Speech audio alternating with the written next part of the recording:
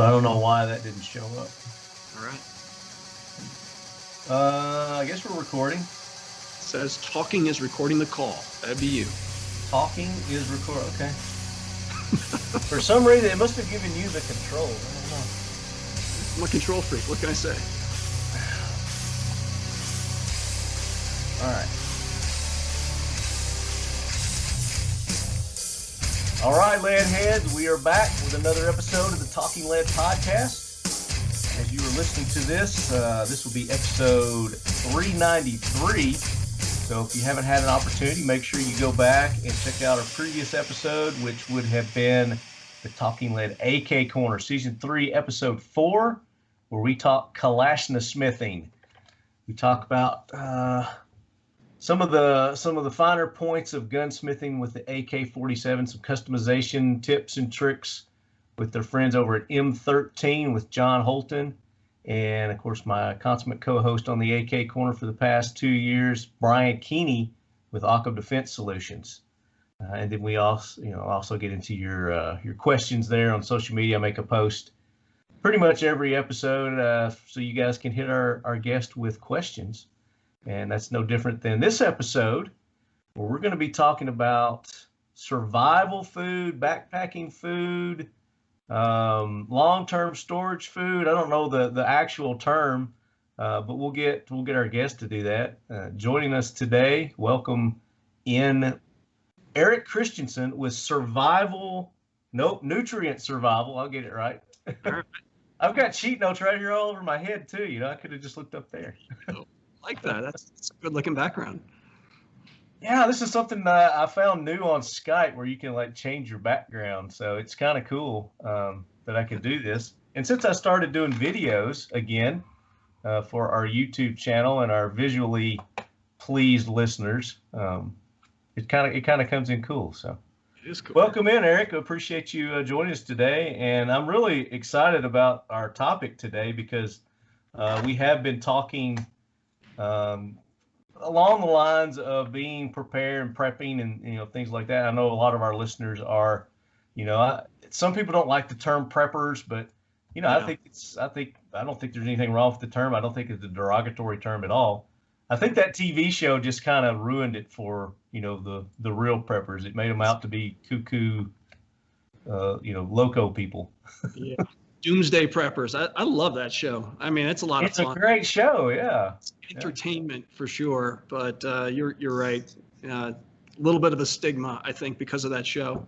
Some of those people are definitely eccentric. I would say. Eccentric, yes. We all in special ways. They would it kind of looks like you're in a bomb shelter there with your 360 days of food storage.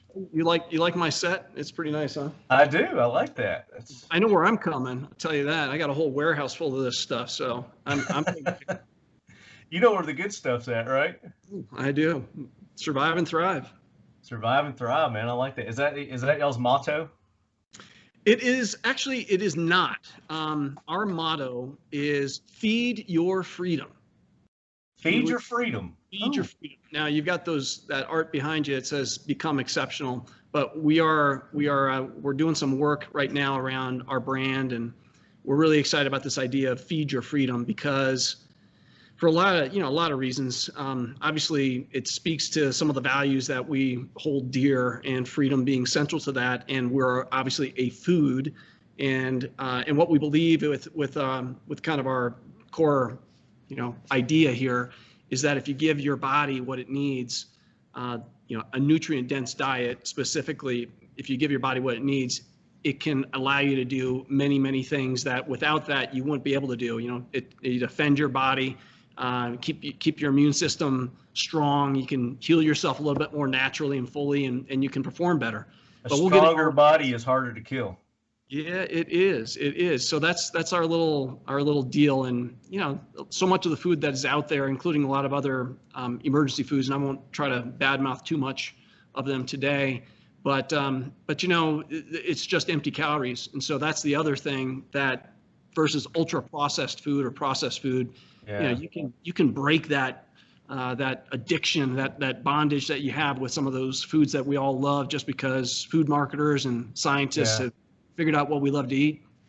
Those damn marketers. I made a post on Instagram the other day that sparked a lot more controversy than I was intending.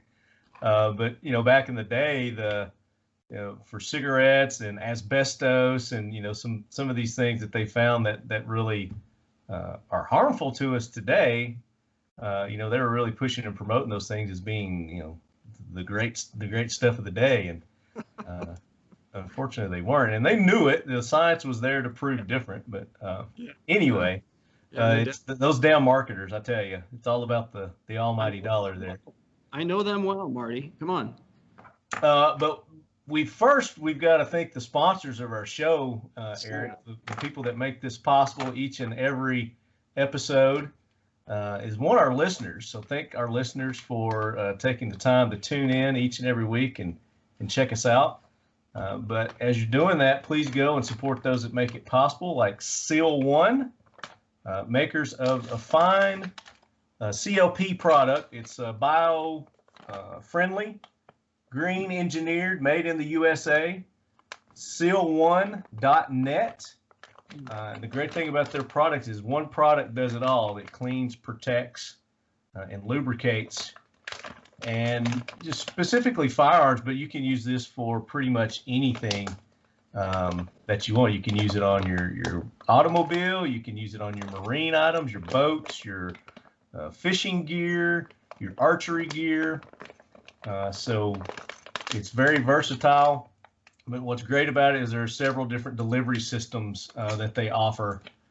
And I got to turn my backdrop off because it's impeding our video for this stuff. Let's do this. Like an invisible man every now and then. It's interesting. I think it's just the camera's trying to figure out what's real and what's not. And I'm screwing with there it is. So there's the Seal One. You can see it now. Nice. Seal One. They've got these packs where you can get all the cleaning products that you need, the towels, the brushes, the pads, and then 3 different delivery systems with it. Or you can go and buy them each separately. They've even got an aerosol that you can use. And they're going to take care of you lead heads with a discount code. It's leadhead, and you're going to get 25% off at seal1.net. Wow. So go show them some love. Myself included. I need a refill. You need a refill? So, well, I could probably hook you up with some of this, Eric. So we'll get your shipping address when we get done, and I'll make sure we get you some of this. I'm gonna go to their website and grab it. So for sure. Okay, awesome, good deal. And then of course, Mission First Tactical for these awesome Talking Lead logo dump trays that we've got. You can go there, get your dump trays, your tactical wallets. And these are great for smithing also. So for you gunsmithers out there that like to tinker and work and clean your guns, you can put your parts in these. And Brian has been testing them out. I've been testing them out with different kind of cleaning solutions and solvents. Of course, Seal One is perfectly safe on this, and it doesn't affect the ink that's on here. These are ink injected, so this doesn't scratch off. That the logos that you get on there will stay on there. They've got several different logoed ones, and you can even put your own custom logo on there. They'll even do it on their magazines. So your 30-round magazines, Mission First Tactical magazines. We've got the Leadhead Brigade on this one.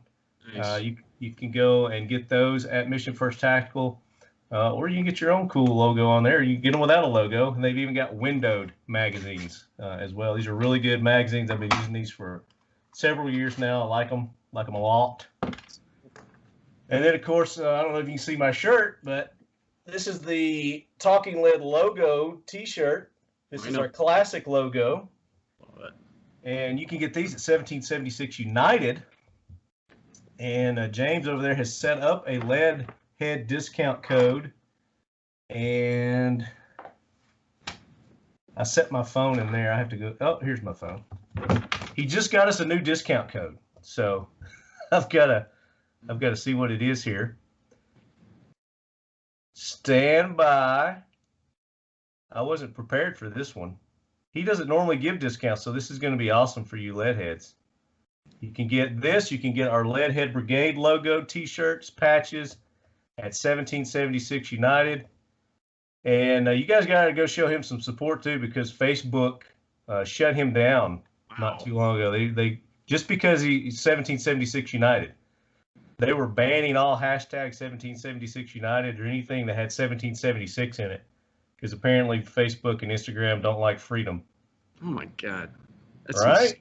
What is so offensive about that? 1776 United. That's insane. American pride, I guess. They're against American pride. They don't like it for some reason. I don't get it. Oh, I got a new phone, by the way. So I'll have to retext James, because my message is on my old phone. But I think it's Leadhead, but I'll verify that and get the new code out to you, Leadheads. It's new, but it's awesome. 1776 United. And then, of course, Keltec, KeltecWeapons.com.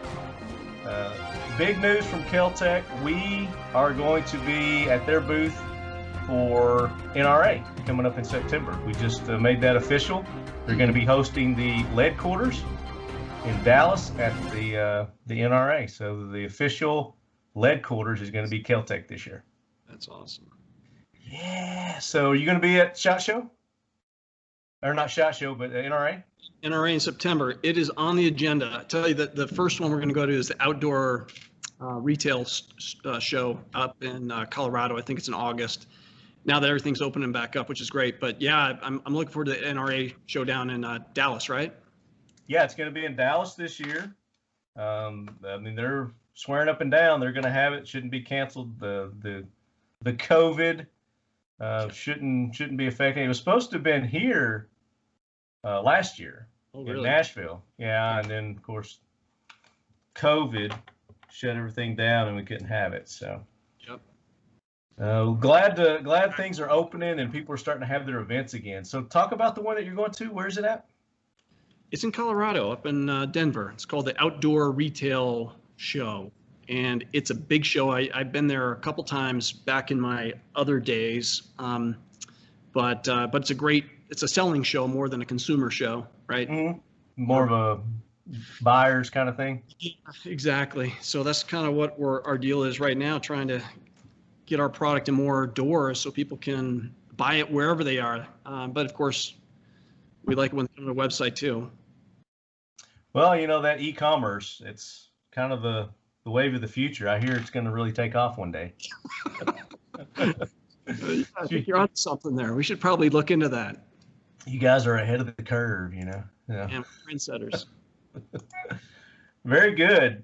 So we're going to find out more about Eric and nutrient survival and all the cool food that they have that I've been trying out too. So I've got some feedback, actual good feedback for you, Leadheads. But before we do that, you know what I hear rolling in, Eric? Thunder.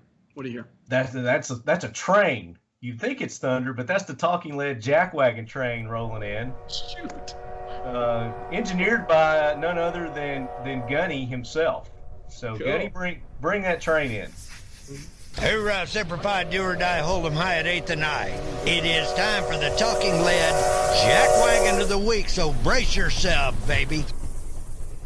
Arlie Ermy is our engineer, the Gunny.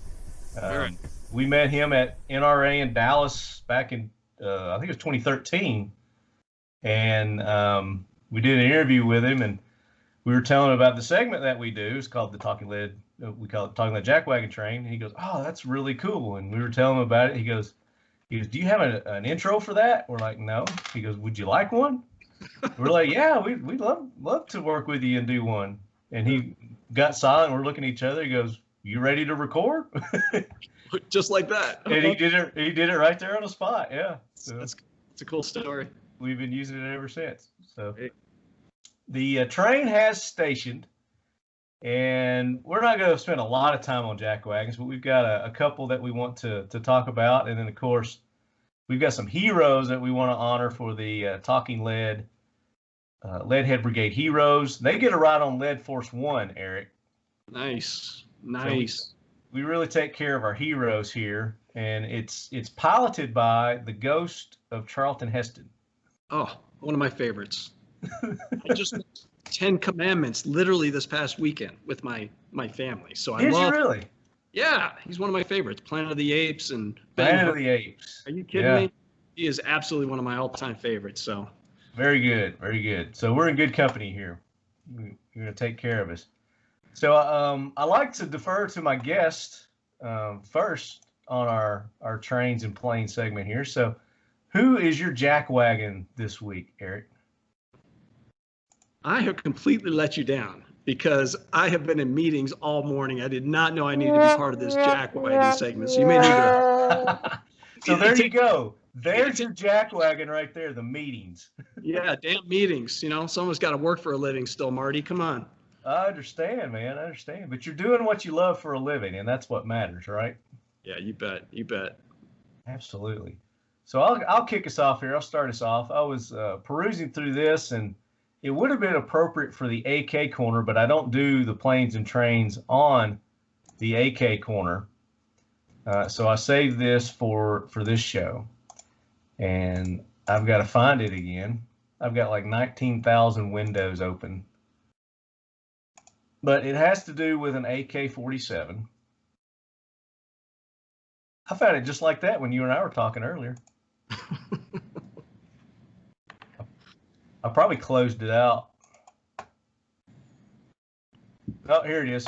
All right. So this happened in Louisiana. So Dateline, Louisiana. Headline is Police Struggle to Get Loaded AK-47 Out of 10-Year-Old's Hands in Chaotic Overdose Investigation.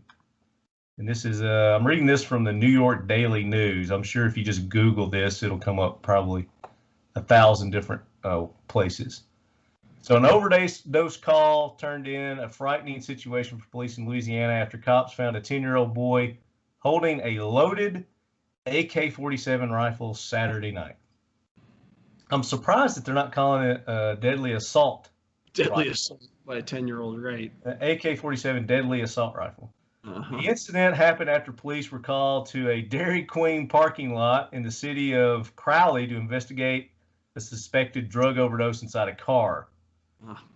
Cops found the man in the driver's seat, provided medical attention to him, and asked his wife if they could search the vehicle. The woman gave them permission and admitted there were narcotics and guns in the car. As cops began searching the vehicle, they found cocaine, also known as cocaine. If you ever watch Walk Hard, you ever watch that movie? Yeah, I have. With the Dewey? Yeah. Like, Get out of here, Dewey. What are y'all doing in here? It's called cocaine, and you don't want no part of this shit. Cocaine? What's it do? It turns all your bad feelings into good feelings. It's a nightmare. I'm thinking maybe I'd like to try me some of that cocaine. Dewey, don't you get on that cocaine. Fentanyl, 2 9mm handguns, and an AK-47, all of which were in reach of 4, in quote, small children, police said in a news release. In fact, one of the kids was holding the loaded rifle in his lap and initially refused to hand it to the officers, authorities said. The child, of course, didn't want to give it up, probably to protect his family, or didn't know exactly what was going on. Crowley Police Chief Jimmy Broussard told local news. It's a very scary scene for a child, he said. The officer spoke to him calmly, and tried to gain his trust and everything. It wasn't a huge struggle, but he still wasn't letting it go freely. Yeah. The 10-year-old eventually handed over the weapon, which had its safety mode turned off. Averting a potential tragedy. If one thing would have gone wrong, this is quotes right here. If one thing would have gone wrong and that weapon would have discharged, everyone inside that vehicle and near the scene would have been killed, Broussard told the station. So if that gun would have discharged a semi-automatic, which I'm sure it probably was, even if it was semi-auto, everyone in the car and around it would have been dead just because it went off. That magic bullet.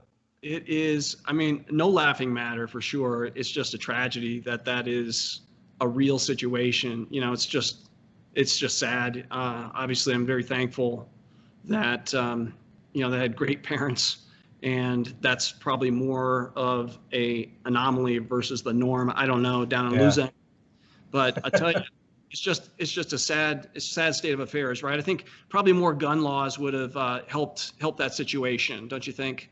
Oh, of course. Yeah, they need to make fingers illegal. But anyway, I think the child probably knew more about that AK-47 than the arresting officers knew about it. It was probably in safer hands with him than the police officers taking it away from him. Man, can you imagine if that thing had discharged? There would have been probably 10, 15 people on the ground bleeding. Well, I think probably you and I would have been injured from that as well. I'm out here in Reno. Are you kidding? Probably. Right. You never know. That's the next thing to come, right? It's those magic bullets, you know. Your definition of surrounding area, for sure. Yeah. But yes, it definitely not a great situation overall, you know, story. But for the jackwagon train, just that one statement right there by the Louisiana sheriff or whatever he is, just deserves a ride on the jackwagon train. Definitely. It had to be a deputy. It had to be like a deputy third class or something, right? That has, wow, I just lost my lights. It's time for that survival food. You know what? It's okay. It's okay. The lights went out, but I have my other fancy lights up, so I'm all right. There you go. You get your back up. Actually, no, Broussard it says Police Chief Jimmy Broussard. So that was the police chief. The guy ever shot a 47 before? I don't think he's ever shot a gun before. So. I don't know. It's pretty sad. But anyway, that's my jackwagon for this episode. Did you think of it? Did anything come to mind that you wanted to jackwagonery? Did you somebody take your parking place at Walmart or anything? Yeah, right. Well, no, I mean, I don't have anything as ridiculous as that. That's for sure. I'll have to keep thinking about it. You caught me in a moment where I did not catch you off guard. I did. I'll be fair. You weren't prepared for this segment, and that was my fault. I apologize. I was not, but I'm sure something ridiculous will pop into my mind here shortly. We will see. Let's see if. Oh, I have one for you. Okay. I knew it would come. This is a while back, but it is one of the most ridiculous things that I've heard of. Okay, Nevada Athletic Commission, if you call it that. No, because that takes you to like boxing and whatnot. This is like the amateur for high school athletics. Okay. Uh-huh. So, and I don't have an article to read, but I'll have to detail the story a little bit. So, Governor Sisolak trying to figure out how we're going to open up all the different, sporting for high school kids that are, really looking to get a little exposure, right? So they get looked at by some of these colleges and universities and as well as just participate in high school athletics. I mean, what a great experience, right? Everyone should have an opportunity. Absolutely, yeah. So I used to wrestle. I wrestled, played football, did some soccer stuff, but wrestling was kind of my thing. So this is why it kind of piqued my interest. So they came out with the rules for COVID protocols for wrestlers. For wrestlers. For wrestlers. Are you ready for this? This is from our great governor's office, I believe. The great minds of our leaders. I tell you. And so here's the protocol is that before the match, what you do as a wrestler is you always shake hands, right? Uh-huh. You always shake hands, and then you take your spot, and then it's wrestle. And so what they did to enforce COVID protocols and make sure no one got sick and whatnot is there's no shaking hands anymore, okay? But so you just take your position, and then you wrestle. So they took out the shaking hands part, but everything else is okay, I guess. So the swapping sweat and saliva and it's like blood. The most physical contact sport out there. I mean, really. Do they make them wear masks? There were no masks, thank God. But it's just the ridiculousness of, okay, wrestle. You've got your hot, sweaty bodies, got them in headlocks and half Nelsons and cradles and all kinds of other, intimate wrestling positions. But heaven forbid you shake hands ahead of time and afterwards as well. There's no shaking hands afterwards. And no sportsmanship. There's no sportsmanship. So I think the ref actually points to the corner, doesn't even lift the wrestler's hand anymore. So good sportsmanship leads to contracting COVID. Between does it. So Governor Sisolak would have to ride the yes. What do you call it? The jackwagon train. The jackwagon. He'd have to ride the jackwagon. Yeah, the jackwagon train. Yeah. How'd I do? All right, is that better? That's perfect, man. All right. You just encapsulated the whole concept of what a jackwagon is right there. Yeah. I love that. And on that note, this made me think of the MLB pulling out is it the All-Star game from Dallas? Is that where it was? I think it was Atlanta, wasn't it? Or Atlanta, yes. Atlanta, because Atlanta changed their voting laws. Right.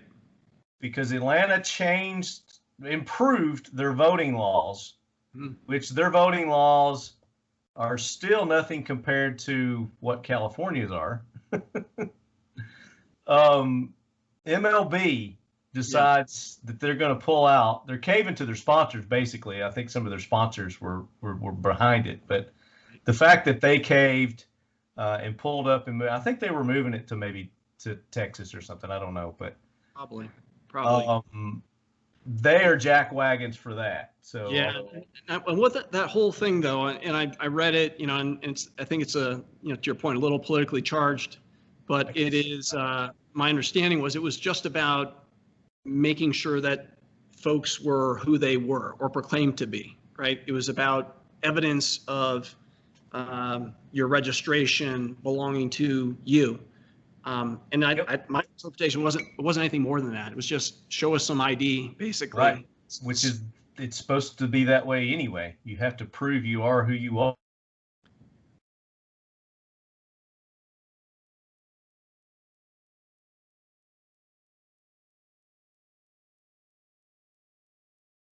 Marty, you froze up. Can you hear me? I got you now. You came back. You froze up for a second.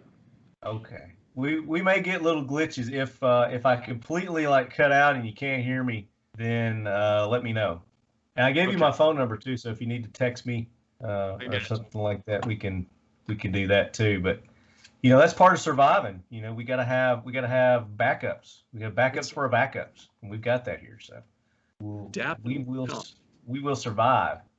Leadheads, if you've got jackwagons that you want to nominate for the Talking Lead Jackwagon train, send those to me, talkingled@gmail.com, and we will read them on the air and give you credit for those as best we can. This comes from Joe, Leadhead Joe, and I don't know that this is a jackwagon. Let's see what it says.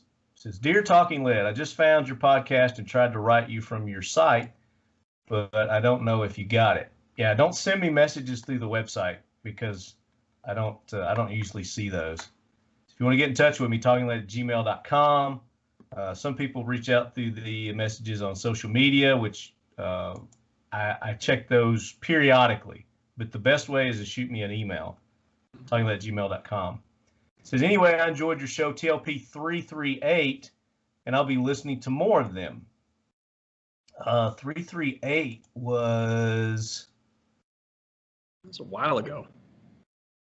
Yeah, that's been a long time ago. It says 336 was back during SHOT. We had the AK corner. Wow, let's see what 338 was.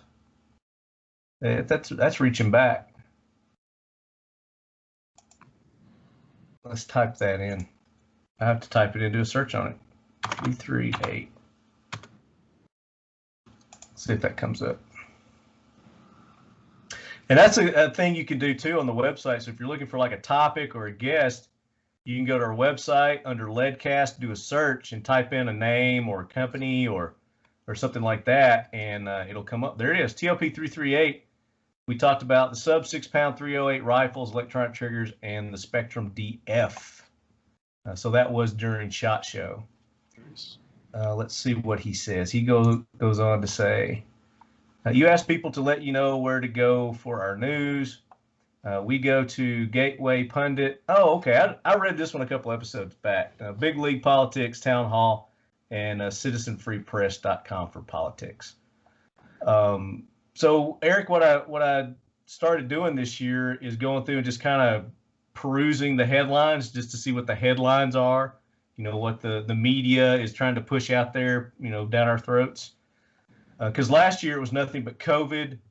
And, you know, we're going to die from COVID if you don't, you know, cover your face. If you shake hands with somebody, you know, don't, for God's sakes, don't, you know, be in the same vicinity as somebody else.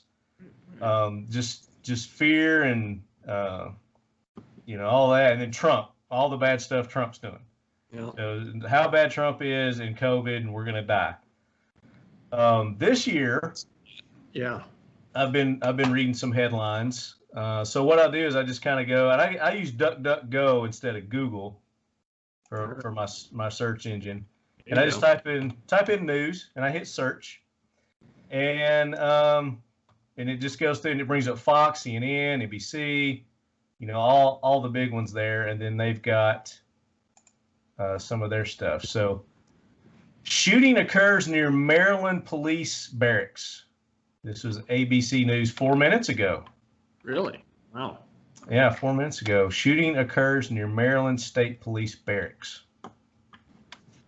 Why do they have barracks? Is there something going on in Maryland? I called it barracks. I used to live in Maryland. Actually, still have a place out there. And yeah, they call just the police stations barracks. Barracks? Okay.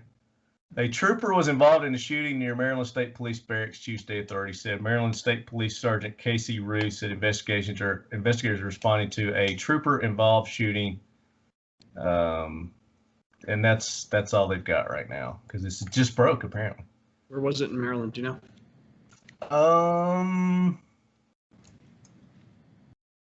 I clicked off of it and it changed my headline. Sorry, but no biggie. I was just curious. I don't know. Ex-officer appeals 20-year sentence for killing black man. Skeletal remains identified as man who disappeared in 1979. That's a headline. Wow. Can you help detectives find these two men wanted in Miami County? That's a Yahoo News. Let's see what else they got here. Johnson & Johnson COVID-19 vaccinations at Aurora. Elgin sites postponed after something, a Chicago Tribune. Defense begins case in ex-cop's trial over Floyd's death. So the Derek Chauvin thing, that's big right now. That's in the news, been in the news for a while. Fox News, we'll go to Fox, see what Fox has got. Stepping down, Minnesota City Police Chief and officer who shot Dante Wright resign. So it looks like we're getting a officer-involved shooting theme going on this week. Seems that way. So the media is wanting our attention focused there for some reason. And you probably know this just as well as you've got a military background, a former Army Ranger, that they try to get your attention over here while they're doing something else over here. You know, watch my left hand while my right hand is doing the trickery. That's right. Kind of stuff. So let's see, just a couple more headlines here on Fox. Bipartisan blowback over TLAIB. How do you say her name? That Tlaib. Biden doesn't agree with Tlaib call for ending policing. She's one of the, what do they call them? Those that women group there in yeah, whatever. The tribe. You know, something. Yeah, exactly. You're onto it. Oh my gosh. Just brain fart right now. Leadheads know who we're talking about. AOC's in there and yes, all that. Yeah. No, you got me on that one. Golf legend's son disciplined after causing stir during the Masters. Is the Masters getting redneck? They're allowing alcohol out on the course now. Navy confirms capturing footage of pyramid-shaped UFOs, orbs above ship. Now, see, that's the kind of news I want to hear about. That sounds like it's National Enquirer material there. See, I think that's what all right, look at this hand, look at all the police shootings and stuff going on with police, because the aliens are over here. Don't look at the aliens. Do you believe in UFOs? Oh, hell yeah. You kidding me? Okay. All right. I mean, this universe is too big to believe that like we're the only things out there. Now, I am a Christian and I believe that we are created in, God's image, all that stuff. So I don't know what those aliens look like, but I know it's a big universe out there. And well, God could have created other Earths and whatnot too. So right. I'm a Christian as well, but I also believe that there is other life out there. Yeah. I don't know that it's made it here yet as far as actual intelligent alien life. Now, maybe something made it on a meteor or something like that and survived, and we've got some bacteria or something like that, alien, that kind of stuff. But as far as the intelligent UFOs and stuff like that, I don't really believe that. But I do believe that there's other life out there. Yeah. I just think we're too far spread apart, even for somebody who might be, a million years ahead in technology than us to actually achieve the time bending to be able to travel that far.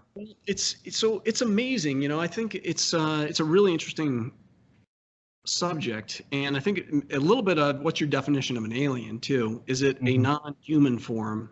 Yes. Or being not from Earth. Didn't evolve. Didn't evolve on Earth. If my dad was on here, he'd start talking to you about the Nephilim. These are the giants that used to roam the earth back in the early like biblical days. Okay. When the Titans, would this be the Titans? Well, I think it's similar, but I think they were called the Nephilim, and basically it's angels that came down and swooped up human women and had giants. And the story kind of goes that a lot of the heroes of yesteryear, legends that were made, Achilles, Hercules, and this type were offspring of the angels. Giants, the angels. And even I've been to Machu Picchu, and it is magnificent work. I mean, it's unbelievable to be able to think that humans built some of this stuff. Oh yeah. And the size of these stones and the places that they are. I mean, I think it's more magnificent. I haven't been to Egypt, but sounds like it's more magnificent. Like the pyramids. Egypt, right? Than the pyramids and some of the things that you see out there. But anyway, my dad, he'll tell you that the giants built that. Easter Island, same thing, right? Just how they move these gigantic multi-ton boulders, yeah. And it's beautiful work too. The craftsmanship is amazing. It's just amazing. So anyway, I don't know. Kind of living the here and now, but it's kind of interesting to think about for sure. Yeah, definitely. They might have been.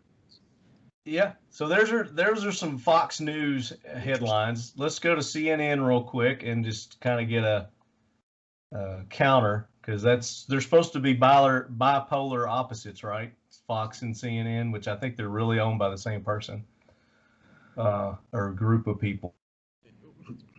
That might be true. I don't know. Says Chauvin's actions were justified. That's an update.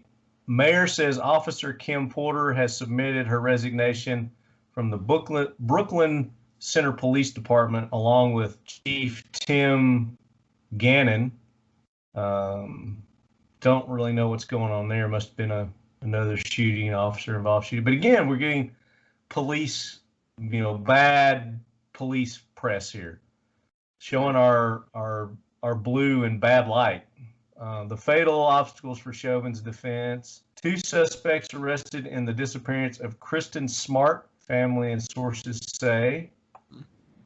So, kidnap victim there. News and buzz. Virginia AG investigates possible pattern of misconduct at Windsor PD. I mean, who we're getting. This is our theme this week.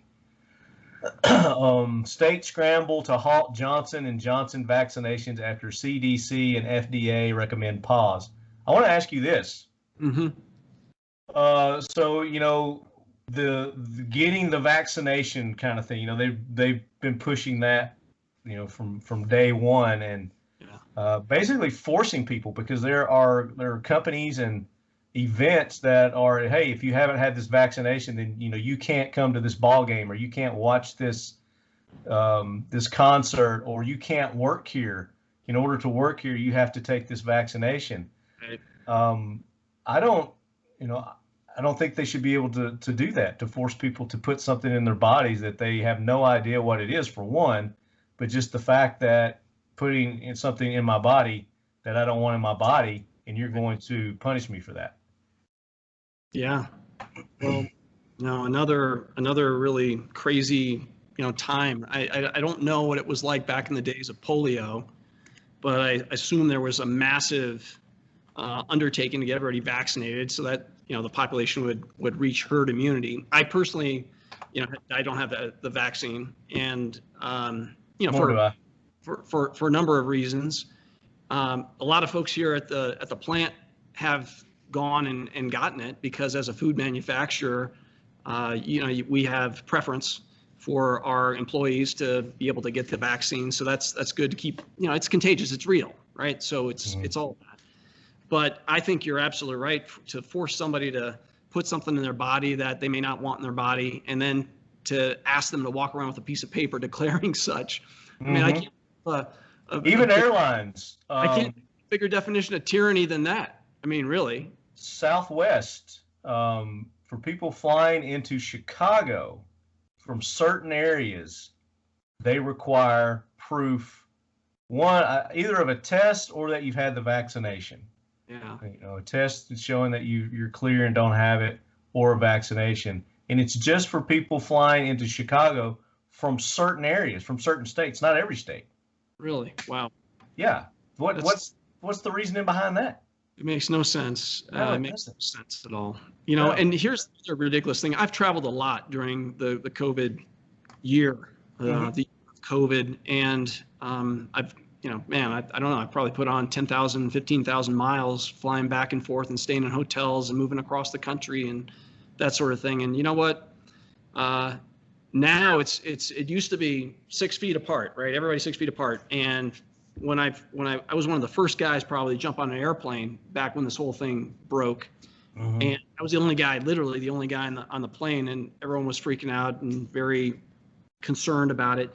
And now, of course, you're packed back in there like sardines. So up until the point, hey, keep your distance. And then you get on the plane and it's like, is that my armrest or yours?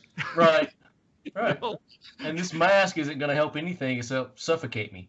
It's ridiculous. But anyway, I mean, again, it's real. It's contagious. I'm not disputing any of that. But the way that I dispute the severity of it.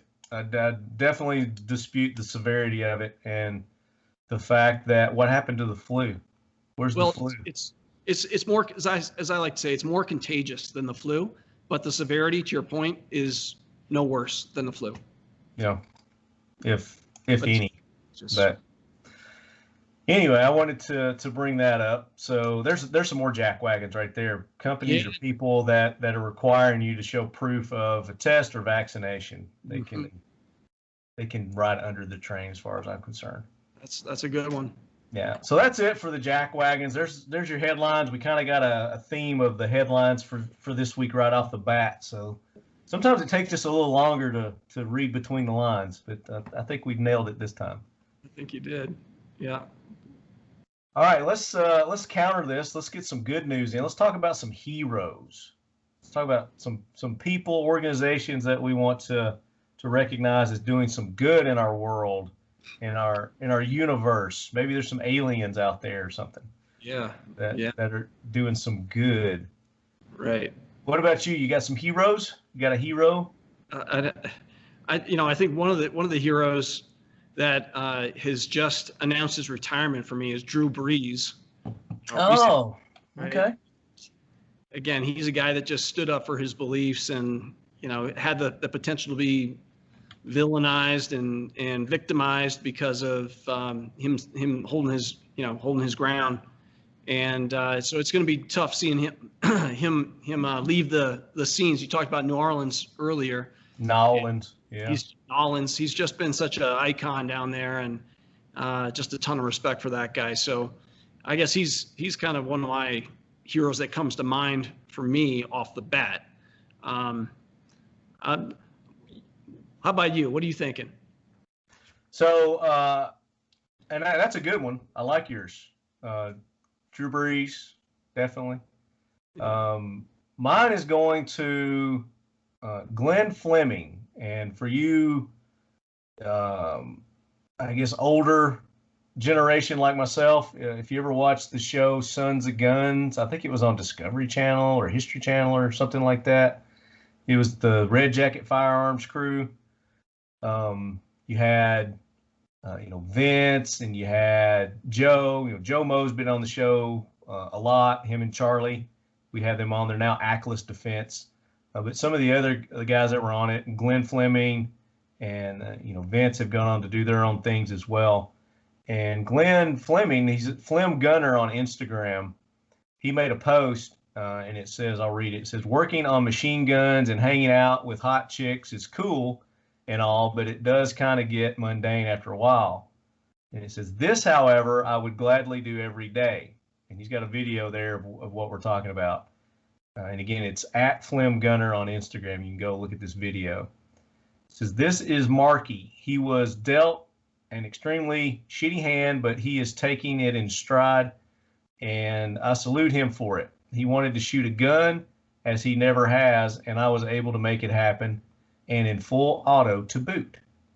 Things happen, breakups, financial BS, life, death. It happens to everyone, and there's nothing you can do to stop it, but you have to press on, deal with it, and overcome. You can wallow in self-pity and play the woe is me game card, but that's no way to live, man. Yeah. I edited that a little bit. He put the big F word in there, dropped the F-bomb, which we say that on this show. I don't filter my guests. All right. Because I'm fortunate to work at a place, let me scroll down, where the people at Drive Tanks care about stuff and back it up.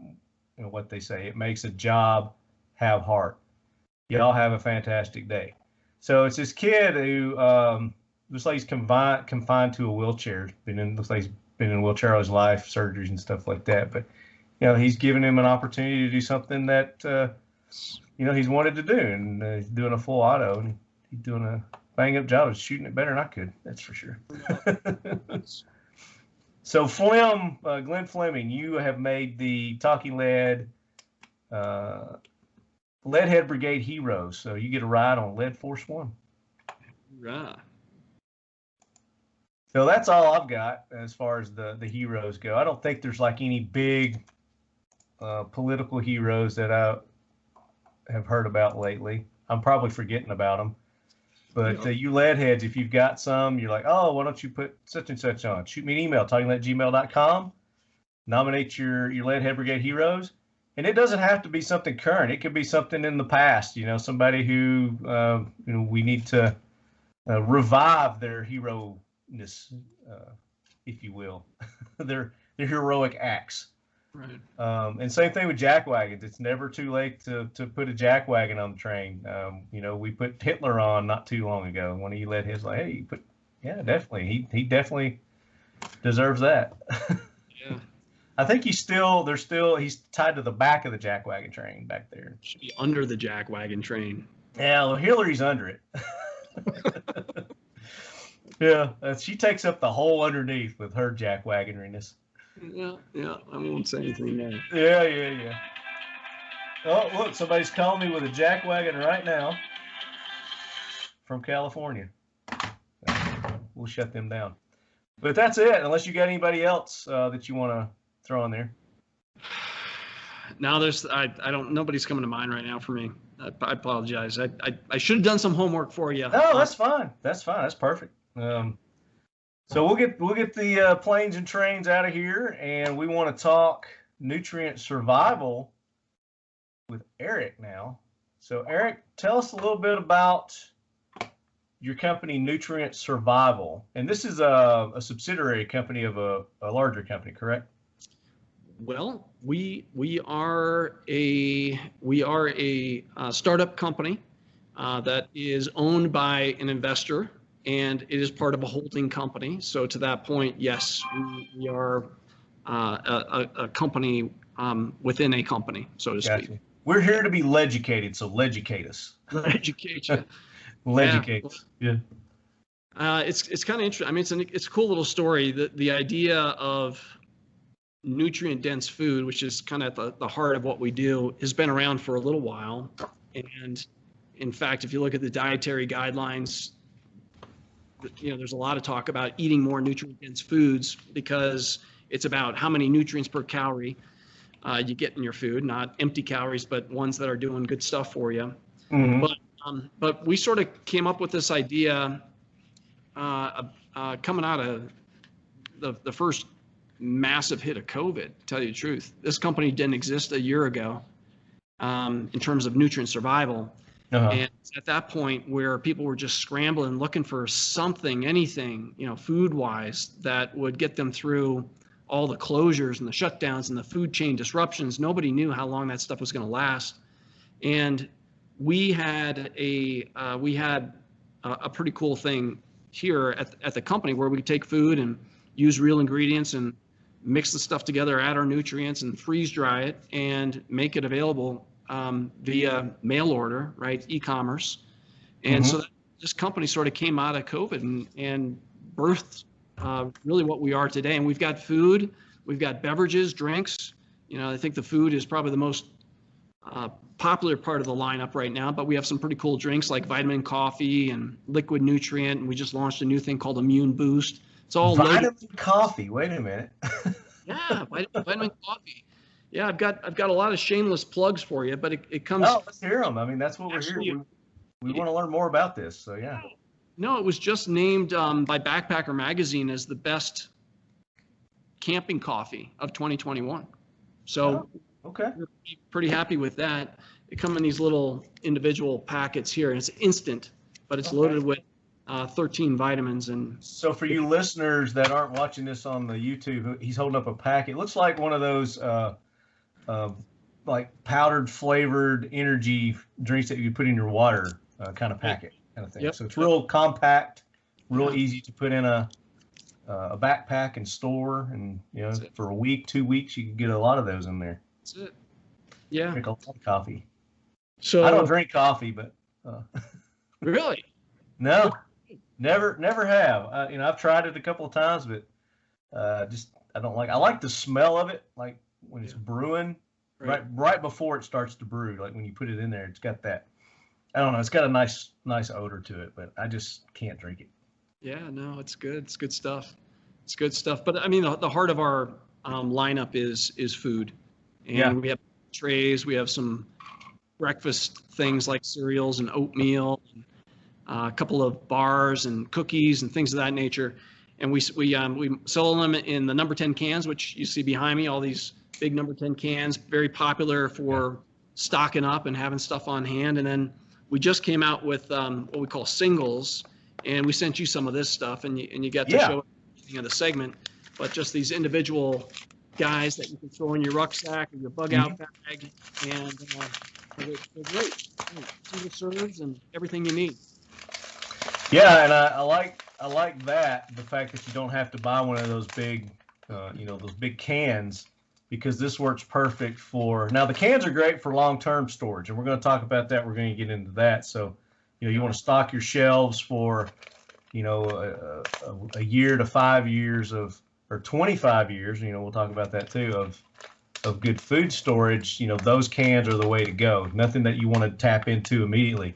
But these single packets are great for emergency situations, or if you're camping, backpacking, hiking type scenarios where you can just, instead of having to open up one of those big cans, you can get these, and you've got an instant nutritious meal out of one of these packets right here. And they are loaded with vitamins and minerals and calories. You need the calories when you're out there hiking and backpacking and working. But yeah, I really enjoyed these. I had an opportunity to try. Is it 5 per thing? All 5 of them. And it looks like you've got it set up to where it's like a day's meal. So you got breakfast, lunch, snack, dinner, kind of set up there. So what we sent you was a sampler pack that has 5 of our varieties in there, and we have 6 varieties that are in the singles right now. We're coming out with another 6, but we wanted to start with our most popular flavors, and so you got a little sampling of our entrees and a couple of the breakfast meals in there as well. Yeah. But like you said, it's every single one of these packets is 25% of your daily value for nutrients. So technically speaking, you have 4 of these and you get 100%. Many of the nutrients are over 100 or are over 25%. Yeah. So so you're getting everything that you need, like vitamin 6 here. B6 is 35%, niacin's 40%, thiamin's 50%. So a lot of these things are over the recommended value, and it's awesome stuff. I mean, think about it. The question is, in emergency situations or whatever, are you ready? Are you prepared? And a lot of people think that has to do with generally food and water and maybe some defense and navigation and candles and flashlights and that sort of thing. But really, you think about it, the thing that you have to be most prepared is your body and your mind, because without that, you're everything else goes to crap. Yeah, out of paddle, right? Exactly. So it's super. We think our food, we know our food does that. There's a lot of science behind what nutrients do for you at a cellular level, and it's translated into all kinds of very cool benefits, protecting your body and defending it from foreign invaders like viruses and that sort of thing, and COVID help me a little better. So a lot of cool stuff. Yeah, definitely. So, you said you guys were just born last year. This company was just started. Is this something was this your idea? Did you start this company? So I was able to. I'm the CEO of the company. Okay. The investor is very passionate about this space of nutrient-dense food and what it can do for you, and he has been on this journey probably for about 8 years. So this idea is brand new. We launched officially in July as Nutrient Survival. And so we've been going and learning it as we go and having a lot of fun doing it, getting better and better, coming out with new products and that sort of thing. But he had the idea really coming out of COVID. Back when COVID, I was back in Maryland, and he was looking for somebody that had a food and beverage background in marketing, and also somebody that had a little bit of a mindset like I did, being a former Army guy, and needed me to take that hill. So that was kind of the idea. Now, did he engineer these? Did he come up with the ingredients and the formula and all that? And if he did, how did he decide on the I guess the ingredients and that kind of stuff? Well, I'll tell you, Marty. What's his background? The short story is he's not.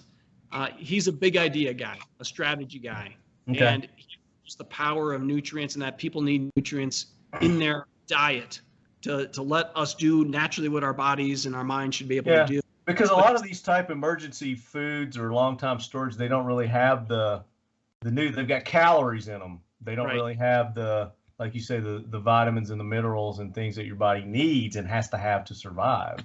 Right. Yeah. No, you're 100% right. I mean, in fact, we have 40 essential nutrients in every single meal, and there's a lot of really neat things that we can talk about there. But you look at the other stuff that's out there, and it's all about calories. And unfortunately, they're empty calories. There's nothing really too good in there other than maybe energy, which is another name for calories, and tend to be a little bit fatty and some sugars and that sort of thing. But there's no nutrients in there. In fact, you get more nutrition out of a Big Mac than you would out of some of the other emergency foods that are out there on the market for you. Right. And we're just do that. We're about great tasting, surprisingly awesome taste, I like to say, because people really don't know freeze-dried food in general. And that's what we do. We make freeze-dried food, in those nutrients, and allow that stuff to be on hand for up to 25 years. And all you need is a little bit of water. It doesn't even have to be hot water. And you've got a meal right in front of you. Right. You add the hot water if you want a nice hot meal. But I added hot water to all mine except the granola cereal thing. I did yogurt and I tried it dry and I added milk to it. So I tried it 3 different ways and it was tasty. It was cocoa-y. I liked it. Well, it's like a lot of people tell us it tastes like Cocoa Puffs, and I agree. It tastes just like Cocoa Puffs. Kids love it. No, it's better than Cocoa Puffs. Yeah, it's better than Cocoa Puffs. Yeah, I don't like Cocoa Puffs at all. So I wouldn't compare it to Cocoa Puffs, but it is good. It's like a oats grain kind of thing. Now, are you guys like gluten aware with your stuff, or how's that work with these people who don't like the gluten? Yeah, we've got a couple flavors that are gluten free, but it's not something that again, there's a percentage of the population that are very attuned to it and do it from a health standpoint and maybe a lifestyle standpoint. Sure. But a lot of our products, because we use wheat, are not gluten free. We've got a Sure. couple that are, and every product indicates whether or not it is or not. Like our homestyle scramble is gluten free because it doesn't have wheat in it, to my knowledge. Yeah, I liked it. It had a really good flavor to it. Now I'm trying to find it here. Where's that? The scramble. The scramble's a good one. There it is, homestyle, and that's the one I saved for last because it looked like it was going to be the best sellers. It looked like it was going to be the most tasty. But this one is made with eggs, right?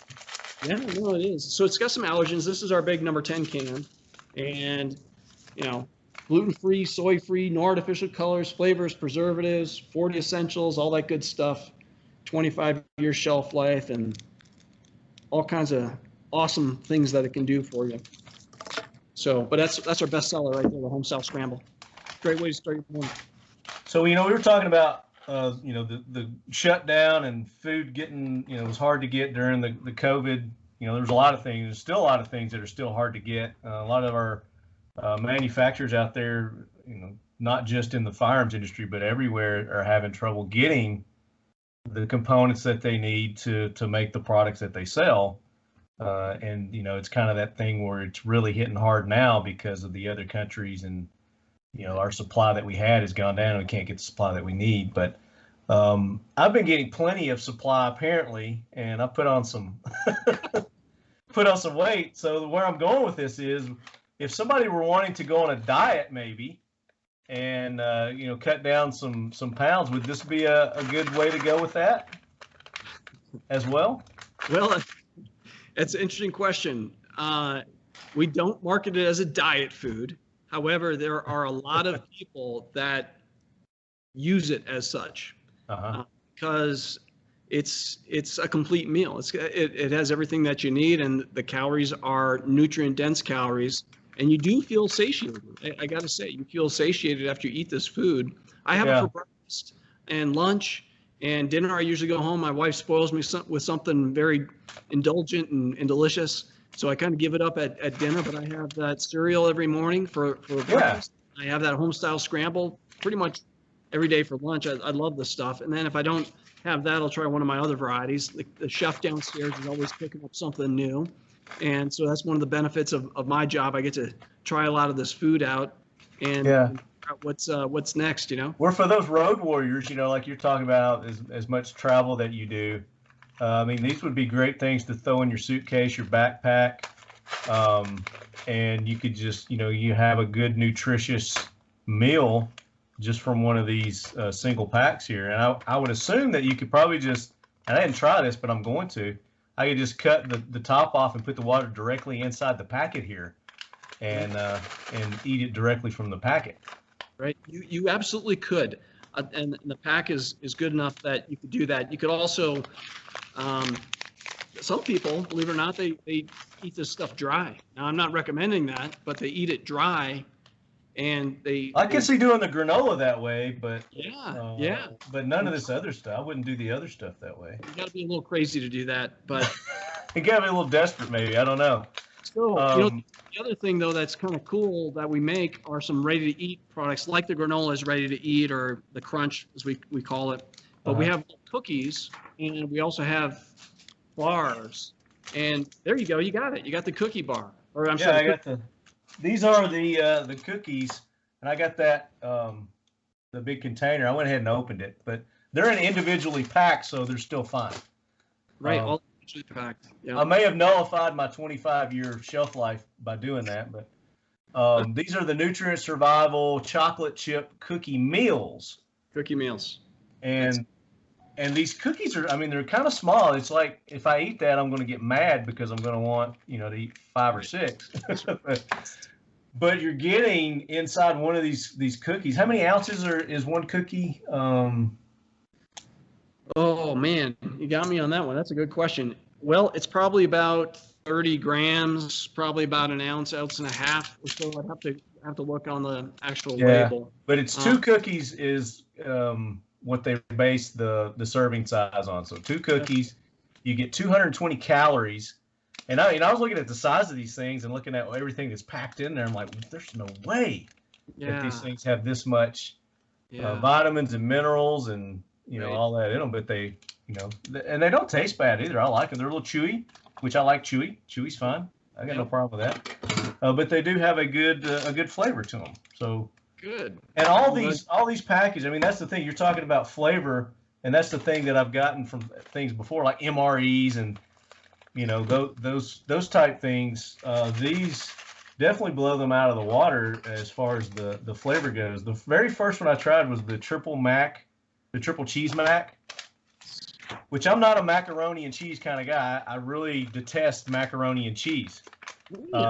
Just because when I was younger, I think I got force-fed that stuff just about every meal. But so I was like, I'm going to try that first because it's probably going to be my least favorite. And it actually turned out to be my most favorite of all of them. Yes, I really like the triple mac and cheese, or triple cheese mac. It was very, very tasty. The seasonings that you have in there are good. I mean, it would be seasonings that I would add to macaroni and cheese, so I would be able to eat it anyway. So they were really good, and it's very popular. One thing I would recommend is that I did exactly as the directions say. I put the 1/3 of a cup of water, let it sit for the appropriate amount of time. A little bit more water and a little bit more time. Maybe my water wasn't hot enough either. It probably could have been a little bit hotter, but I actually kind of liked it a little crunchy. It wasn't. I did, and I think maybe that's what I really liked about it. So I mean, it wasn't like, but it had just a little. It was just a little bit underprepared, and I think that's what really made it for me.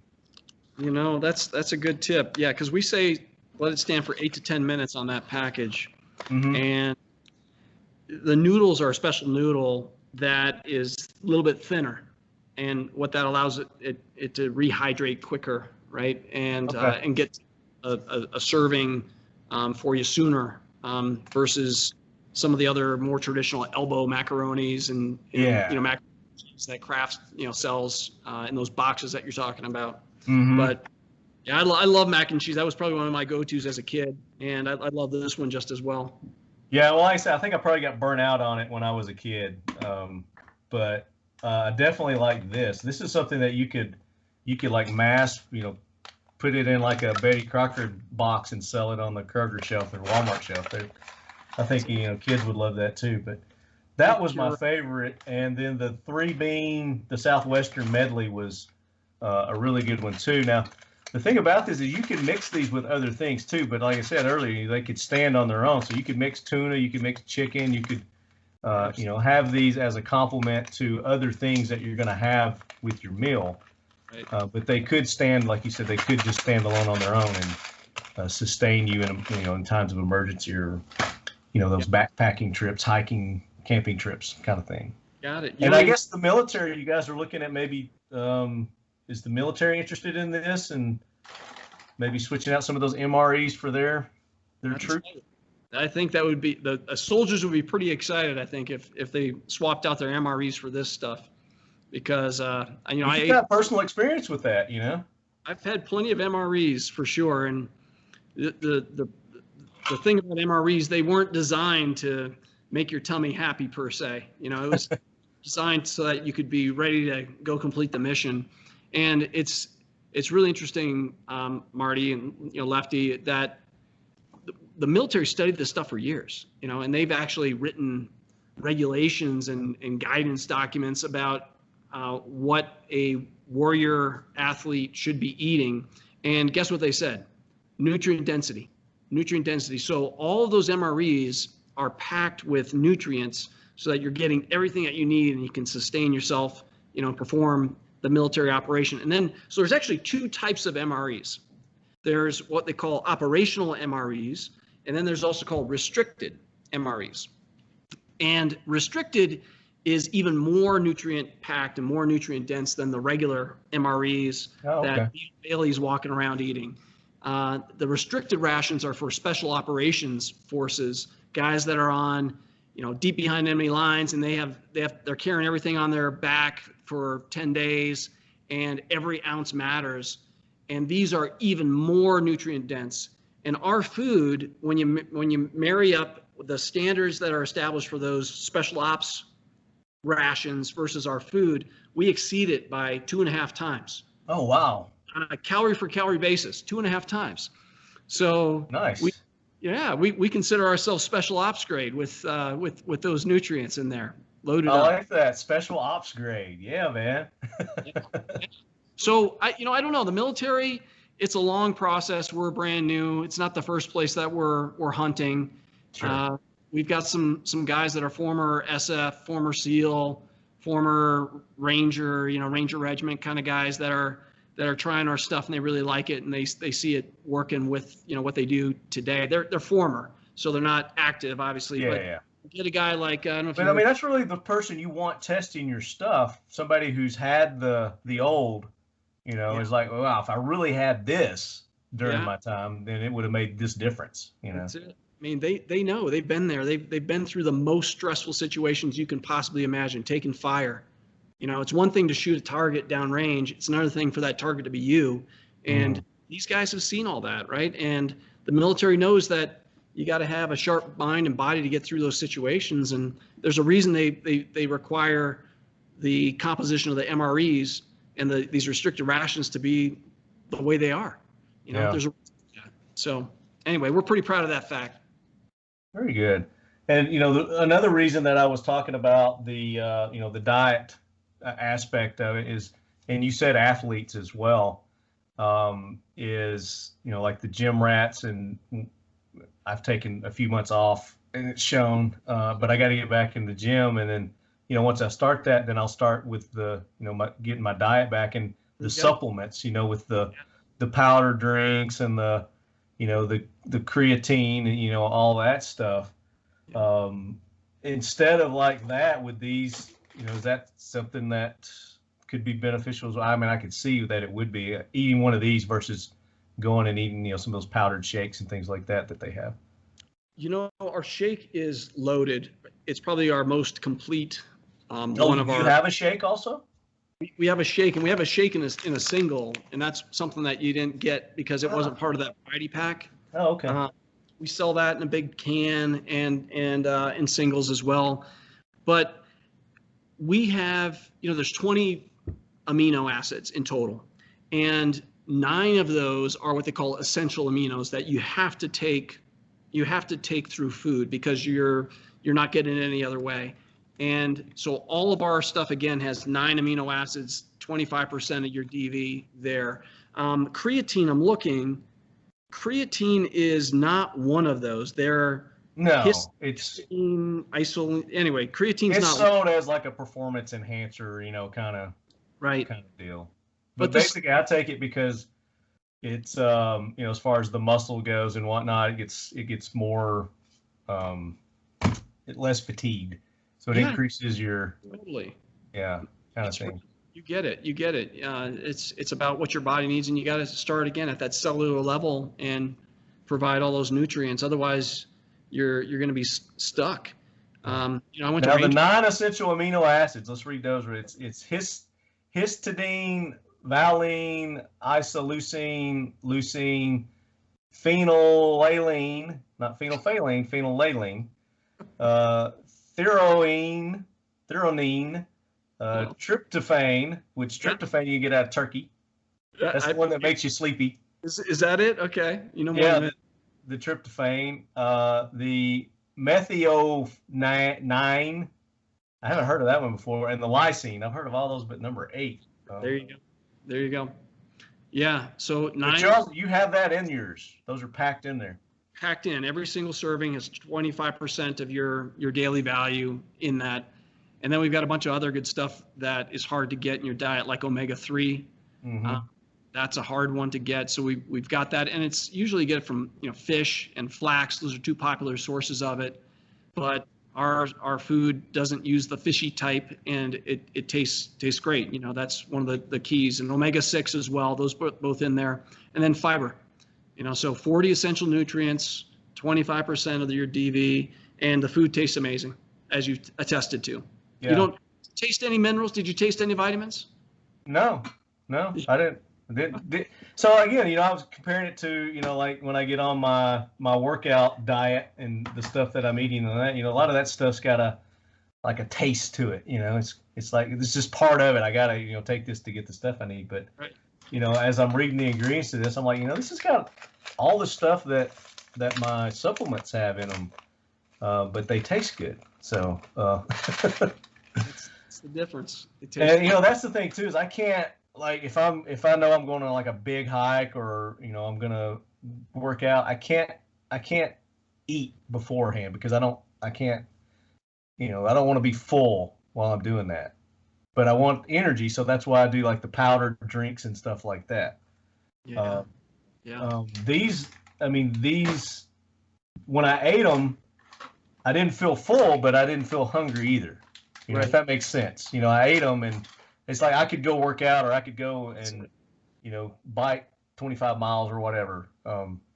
That's a good place to be. I hate feeling full. You just feel lethargic. You feel like, man, I shouldn't have done that. When my wife asked me to eat that last little bit in the skillet, and I just don't want to, but that I do because I feel like I have, I just don't feel good. And I agree with you. There's something about that in between, not hungry, but you're not bloated. Right? Yeah. You don't feel like you got to go take a poo. You don't want to take a poo in the middle of a strenuous, exercise or job, No, of course not. Of course not. Now, that's the other thing. You're going to try it? I'm going to try it again. I'm eating one of these cookies because I'm like in between meals right now. So I'm eating one right now. And it's like an oatmeal kind of. You ever eat an oatmeal cookie? That's the flavor that you're getting. The chocolate, the little chips in there, give it that little sweet cocoa flavor. But these are good. And these are a meal. They're not a cookie. It's not like a little, but it serves as a little snack treat. Because everybody, like me, after I eat a meal, I want something a little sweet when I get done. Right. Yeah. So think about that. That's 100 calories, basically 110 calories is what you said. It was 220 for two. Yeah. 110, and it's a good for you cookie, right? Healthy. Yeah, it's not like an Oreo or a Chips Ahoy kind of thing where, like you said, you're getting those empty calories and there's no nutritional value whatsoever. Right. Which is kind of what I've been, sitting on my big fat ass watching TV, eating ding dongs and Oreo cookies, and that's where this weight has come on. So I could eat these instead. You could, and to satiate that craving. Yeah, and that's real chocolate in there, of course. And one of my favorite things when I walk around downstairs, we have our production facility. We're made in the U.S. right here in Reno. Everything is sourced local, end-to-end production. And one of my favorite things is walking out on the floor and looking at the ingredients that are coming in, and we get these massive pallets of chocolate chips. And I'll go over to those big pallets of chocolate chips, and I'll just stand over there and sniff it in because it smells so good. Oh, I can imagine, man. It's real chocolate coming in these 50-pound, bags of chocolate chips. There it is. You got it. Yeah, I had my background on, so it wasn't showing up on the video. You should have reminded me. I forgot. It's okay. I've been holding up this stuff, and it's probably not been showing up. It comes on and off, but it's all right. Triple mac and cheese. That light might be a little too bright. Turn it off. Yeah, that's good. Oh. Yes. Yeah, but I was really impressed with it. But now you're telling me that you're coming out with more flavors than what I'm seeing here. So talk about the new flavors that you got. You said something about a lasagna. That really captured my attention there. I love pasta. I'm a pasta-loving guy. Well, so the mac and cheese was such a success for us. We wanted to come out with some other pasta flavors. And lasagna is super popular. People love lasagna. People love, stroganoff type stuff as well. Oh, man, I love stroganoff. Yeah. Stroganoff is like one of my favorites, too. There you go. That's on the docket. But the one that's coming out at the end of the month is going to be the lasagna. And we also have seen some pretty good success with our basics. So we have a vitamin milk, we call it. And it's basically powdered milk, but with your vitamins and nutrients in there.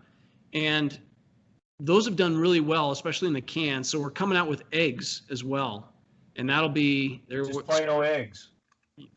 Well, it's going to be an egg blend, and it will have a lot of the good stuff, all the good stuff in there as well for our vitamin eggs. And that'll be different than the home style scramble? Yeah, it's different in that the home style scramble, we make food a couple different ways. The home style scramble is we're taking real ingredients, like I said, mixing up potatoes and cheese and eggs and heavy cream and peppers and all kinds of other good stuff. And then we freeze dry it and take the water out, and it turns into this very dry, lightweight, long-lasting, there it is, long-lasting food that's called freeze-dried food. And that's the stuff that lasts a long time if you take care of it. Now, the other way we make stuff is like with our shake, we blend ingredients together, and that doesn't need to go into a freezer. So the eggs, we're going to use basically powdered eggs, whole powdered eggs with vitamins and minerals. And so it will not be add hot water and you've got a meal. Yeah. It will look like a raw egg. So you can use it just like raw eggs, but have the convenience of it being a dry mix on hand, won't spoil. Always something that everybody should have, a couple cans of that stuff sitting around. Because think about all the places we use eggs everywhere. But if you want a little omelet or something, that's something, or making a cake, all these things that use eggs, you just basically substitute with this dry stuff. You reconstitute it, of course, before you use it, Sure. But you use just like, and then we're going to put some of that in these little singles as well. So we're going to get a half dozen eggs in one of these. Wow. Yeah. That's one of the single serving packs he's holding up there for you listeners that aren't watching us on YouTube. Yeah. And these are anywhere from like 2 to 2.5 ounces on the size of these single servings. That's right. Packs that we're looking at there. Just imagine going out on the trail and, hey, what's for breakfast? Let's have some eggs and get some water, boil it up, add it to your dry eggs, have your egg mix, and put it into your little camp skillet, camp pan over your jet boil, and you got scrambled eggs in the morning. It'd be great. Yeah, absolutely. So I want to take some listener questions. I did a post prior to the show, and I know there's several questions that we got from our listeners on Instagram and on Facebook. And we probably should have done a warning at the beginning of the show, that you're going to be hungry. Warning, you will experience hunger pains listening to this show. But I came prepared. I got me some snacks. Saw you digging into those cookies. That's good. Cookies there, they're tasty. I like them. Did you get some of our bars, our peanut butter bars? Those are really good as well. No, So I just got the little sampler pack, and then I got the cookies. So. All right, I'll have to hook you up with the peanut butter bars. Oh yeah, I love that peanut butter. Can't go wrong. Good. All right, let's go to Facebook. And are you on the internet there where you can get on the interwebs? Can you pull up Facebook? Go to Talking Lead's Facebook page. Sure, I can try. If you would. And we'll just field some questions here from the Leadhead Brigade. That's what we call our listeners, the Leadheads. And they're part of the Leadhead Brigade. All right. You notice I get a theme with the name Talking Lead. Every Leaducation, the Lead Quarters, Leadhead Brigade. When did you coin that term, Leadheads? Pretty much early on when we first started the podcast about 10 years ago. That's amazing. It's amazing that you had all the energy to keep it going for 10 years, Marty. Well, man, it's something I enjoy.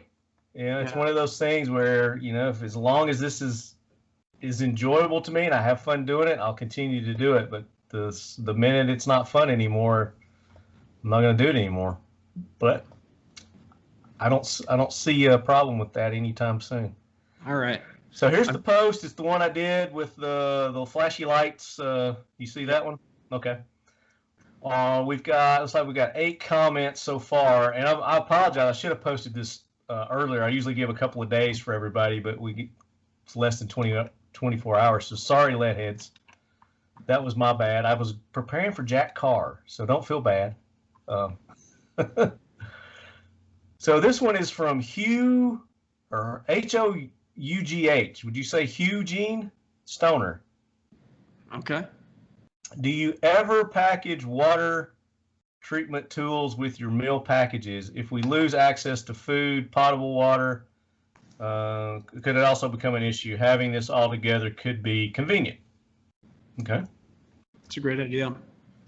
Well, I like water is, gosh, it's one of the most important things you can have, obviously. I'm kind of old school Army guy, and I like to carry these little iodine tabs.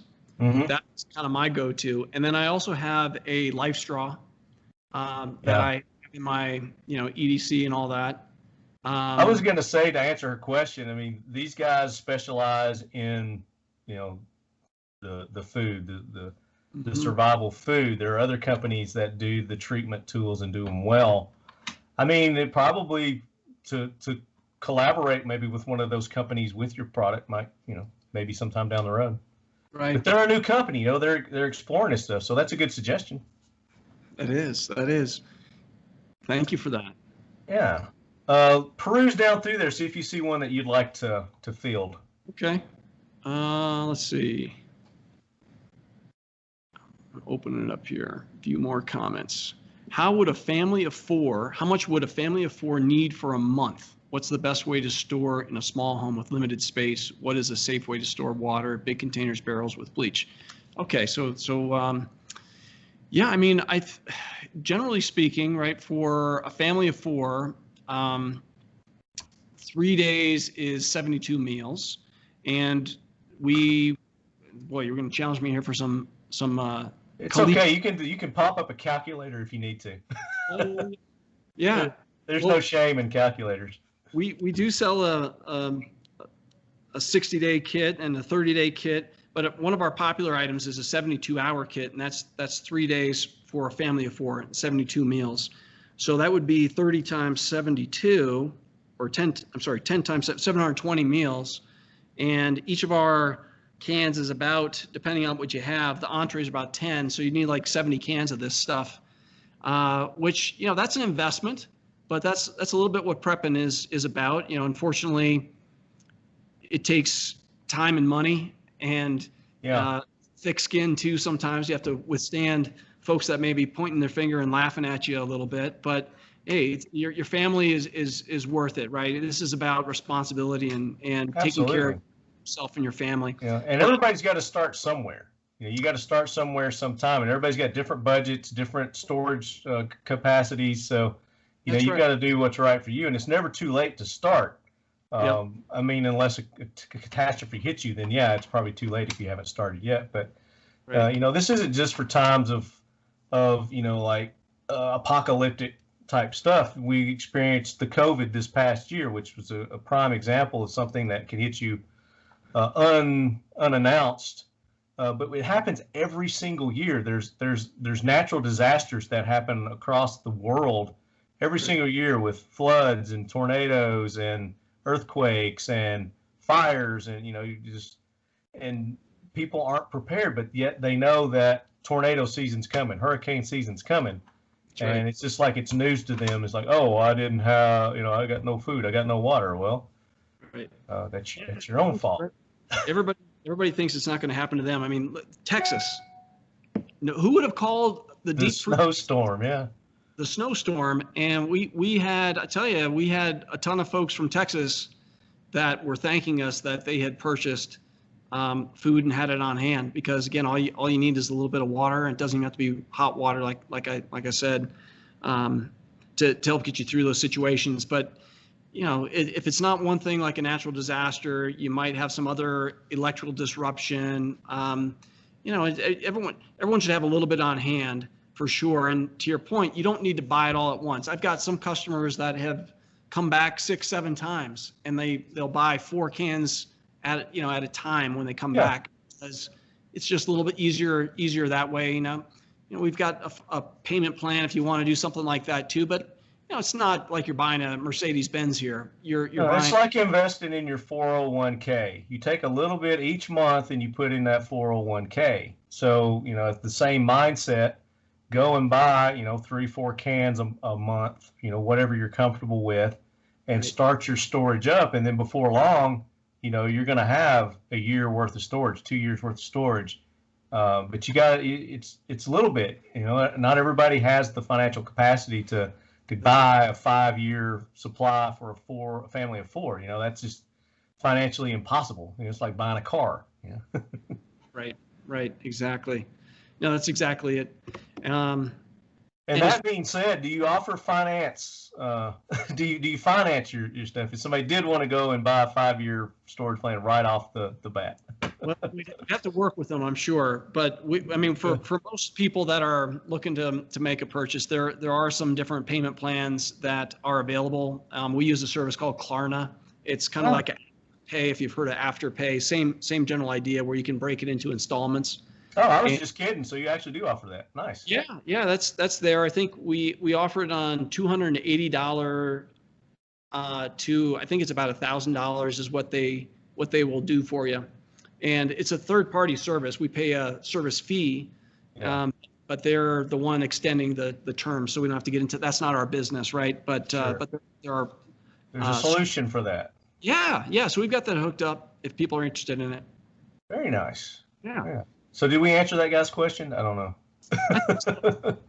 Storage-wise, that's a good question. It's a concern, especially if you're in a smaller place or apartment or whatnot. And the great thing about this food, it's freeze dried. So you take a big batch of food and you condense it into a small space, and that's what these number 10 cans are all about. You can get 10 servings of food in here, and it's pretty full. It's nice and it's heavy. Now, are those little individual packets in there, or is that just the product that's in that full can there? Yeah, it's the product. Scoop it out. You scoop it out, and serving. So you can make as much as you want or as little as you want. And there's directions on the back to help you with that. For a cup, you would add a half cup of boiling water, and that would be about a serving.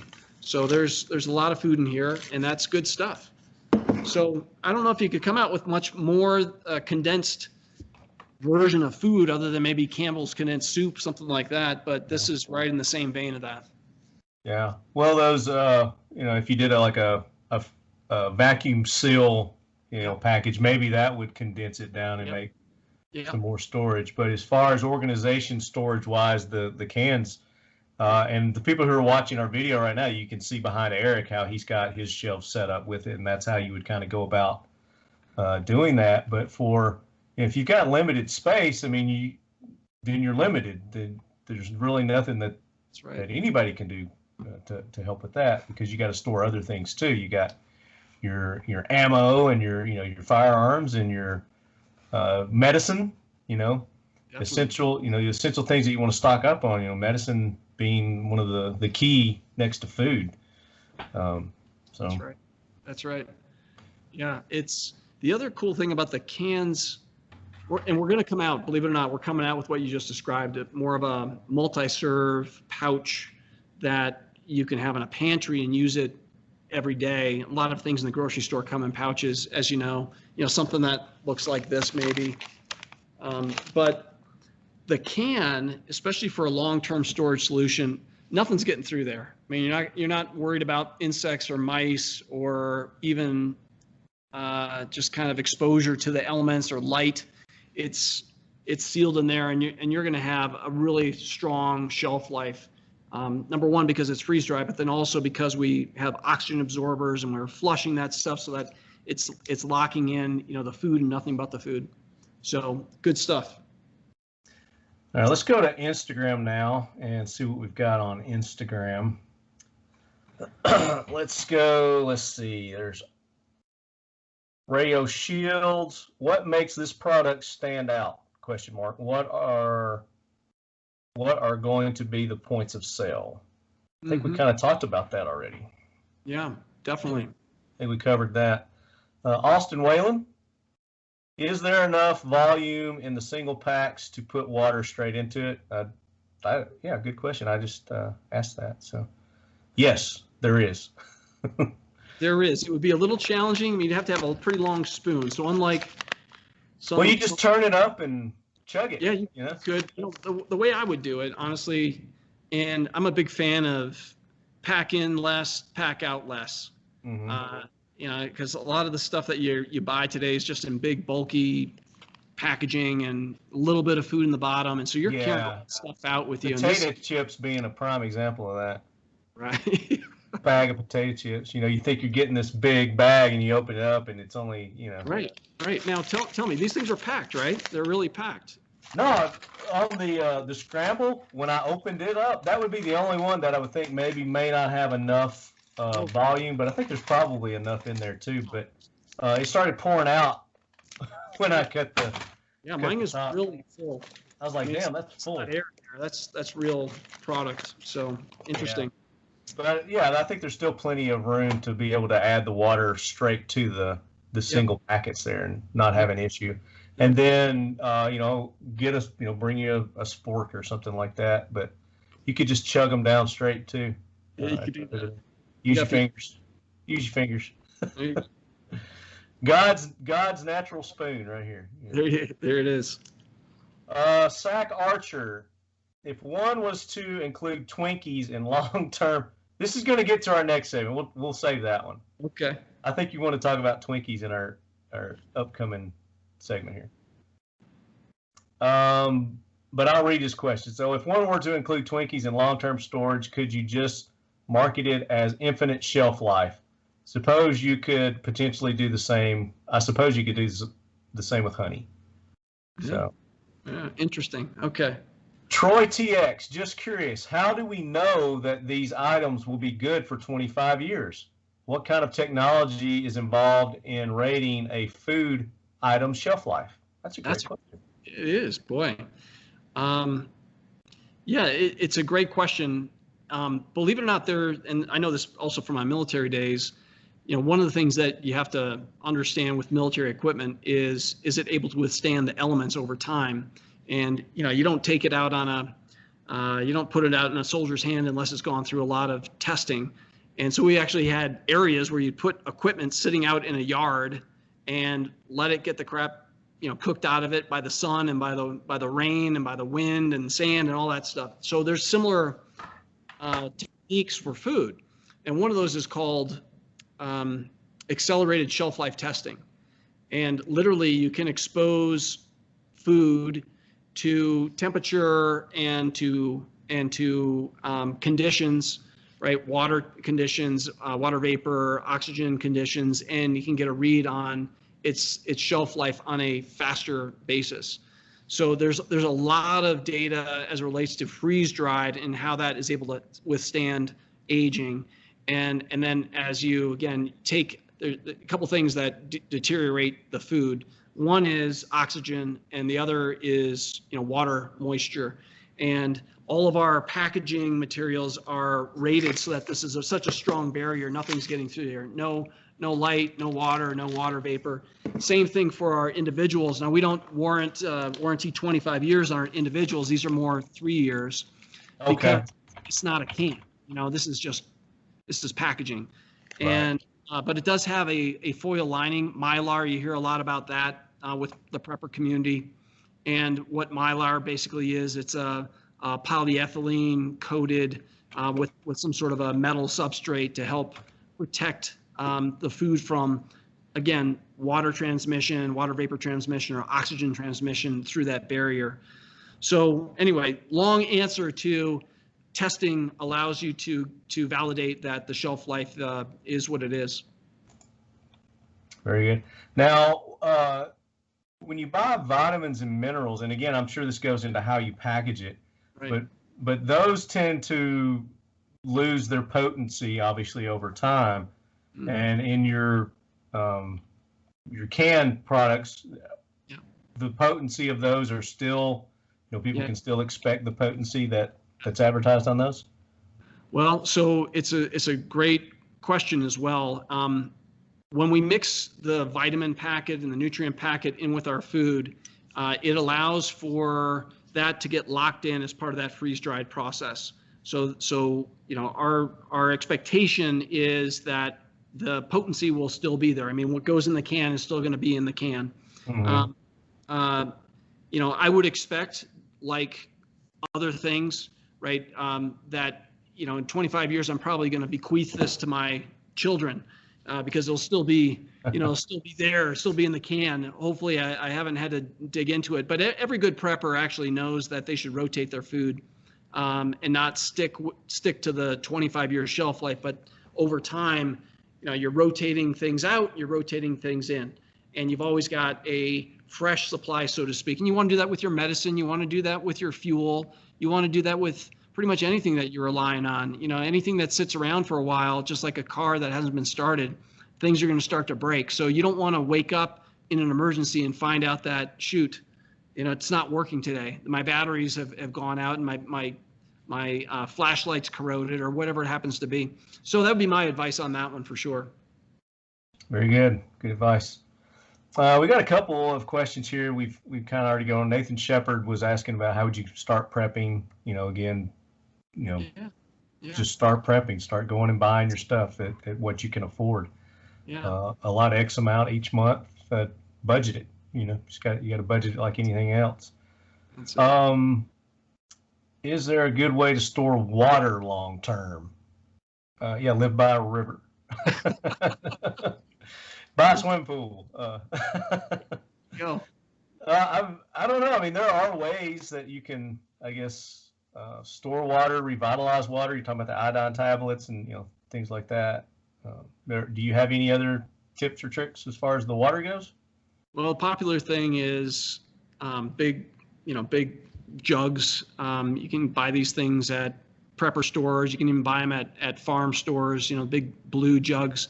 And you should always have a little bit of bleach around as well. You think about those little iodine tabs. It's great if you're out of the house, but if you're in a shelter-in-place situation and the water goes out and the water supply is questionable for whatever reason, flooding or whatever, bleach will kill a lot of stuff.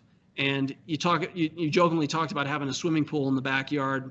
I would expect a couple gallons of bleach could clean up a lot of that and give you quite a supply of water in a desperate situation. Obviously, you don't want to go out and try this. Boil it. You treat it, you boil it because it's going to have the chlorine in it. But a swimming pool catches rainwater also. Sure. Right. Right. There you go. Did you see any other ones there that interest you? I think we pretty much answered the majority of them. Your guys are your lead heads, right? Lead heads, yeah. Smart. They know what they need to know. Guys and gals. And again, I apologize, lead heads, for not posting this sooner. But if you do have questions maybe that we didn't cover during this episode, shoot me an email, talkingled@gmail.com. And we'll try to get your questions answered either through me or Eric. I'll forward them on to Eric, or they can just get directly in touch with you. Yeah, absolutely. We're on the internet. They're on the interwebs. They're on Instagram. They're on the Facebooks. And, of course, their website. You go to their website, which is nutrientsurvival.com. nutrientsurvival.com. Got it. Just how it sounds. Just the way it sounds. And I think we're giving you a link, too, that you might be able to put somewhere, and people want to use that, they can. And I think we're going to try to extend a little bit of favorable terms to them. There you go. So what he's talking about, Leadheads, is that discount code that we're famous for here on the Talking Lead podcast. We take care of our listeners. So if you want to you want to start the long-term food storage, or you're a survivalist, you're a backpacker, you're a hiker, you're working out, you want an alternative to the protein powders and things like that, we're going to hook you up with a discount code, and it's our classic discount code Leadhead that you can use at Nutrient Survival's website, and that's going to get them what are we giving them there, Eric? We're giving them 10%. 10% off. There you go. So there's more incentive for you if you haven't started your long-term storage.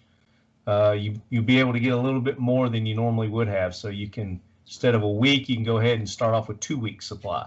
That's right. That's right. Very cool. Thank you for doing that, Eric. We time appreciate that.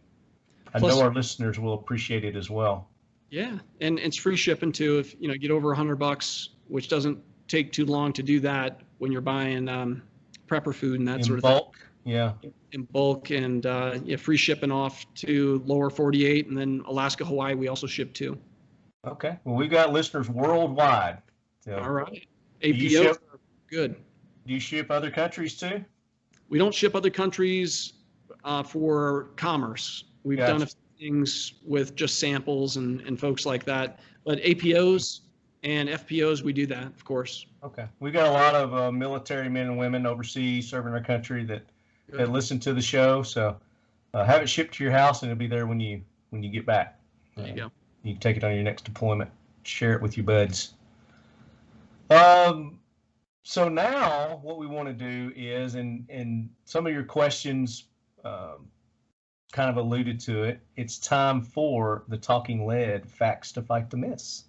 Ooh, exciting. Yeah. And based on our topic today, Eric has some great myths that we're going to bust. So okay. Where do you want to start with our first myth? You tell me. You tell me. What piques your interest there? Let's just start at the top. Let's start at the first one and work our way down. I like it. All right. Well, the first big myth I would say is that I get a lot of people that ask me like, "Hey, what are you doing?" I'm like, "Well, we make emergency food," and they're like, "Oh, emergency food." So the first myth is that emergency food is supposed to taste bad. Bad. And you know what? That is true, unless of course it's Nutrient Survival, because we have the guy that makes our food downstairs. He is a trained, certified chef. No kidding. That's bringing us together and creating our recipes. And then again, like I said, all we do then is we take it and we freeze dry it, and it locks all that great taste in there. In fact, like I said before, I call it surprisingly awesome taste, because you just wouldn't know it, and not until you try it. And now it's easy to try it because we have these samplers out there. So is this guy actually down there like in a restaurant? He's down there cooking. He's got the pans, the smells, and everything's going. Do you get to eat this stuff before it's freeze dried? I do. I eat it before, during. Well, not during. Before and after. Before and after. It's very good stuff. Now, and one of the things we love, a couple things as humans, we love salt, we love sugar, we love fat, and it's just the way that we were made, right? Yeah. What we try to do is make sure we're not compromising any of that great taste. So we used to have a very, before my time here, a very rigid health profile that prevented some of that deliciousness that we seek as creatures. Yeah. But now we don't cut any corners. Like you talked about the triple cheese mac, and this is not health food. Okay.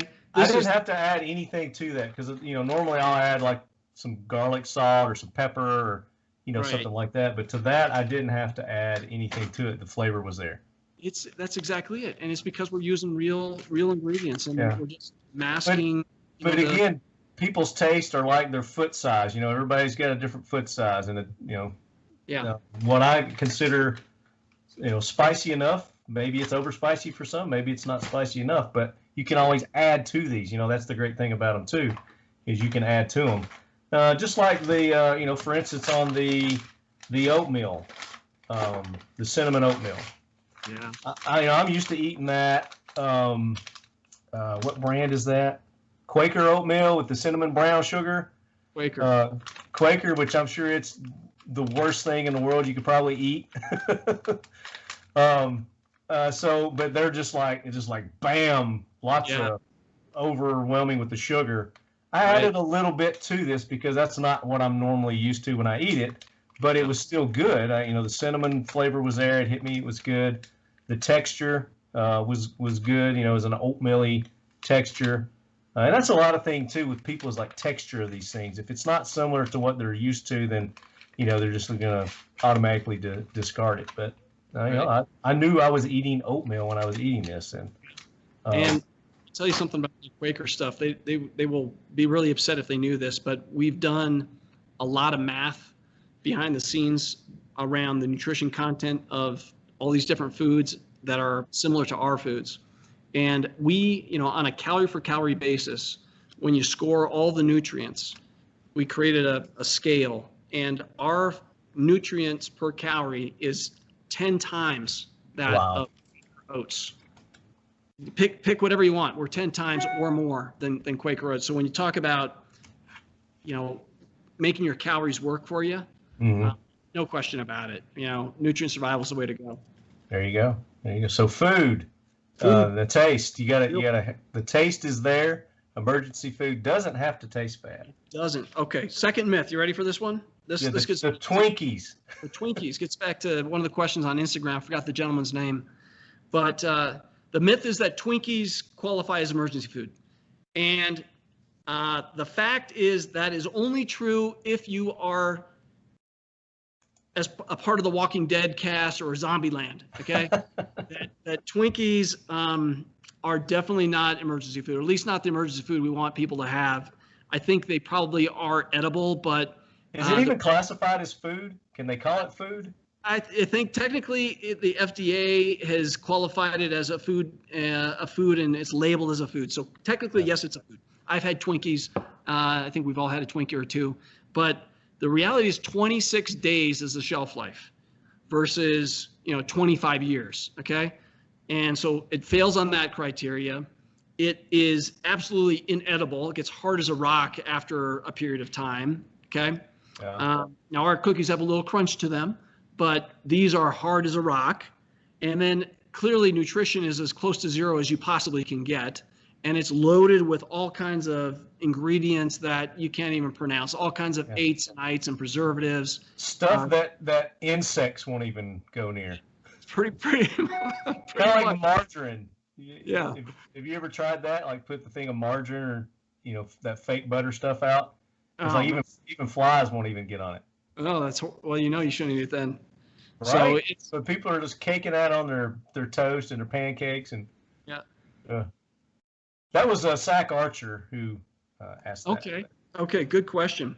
Zach Archer, who is also, his real name is Aura, and let's see how you pronounce this, because he threw out a challenge to us a while back. It's ABPLANALP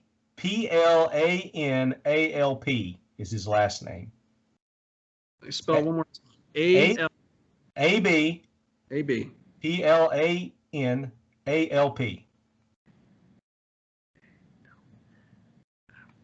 PLANALP.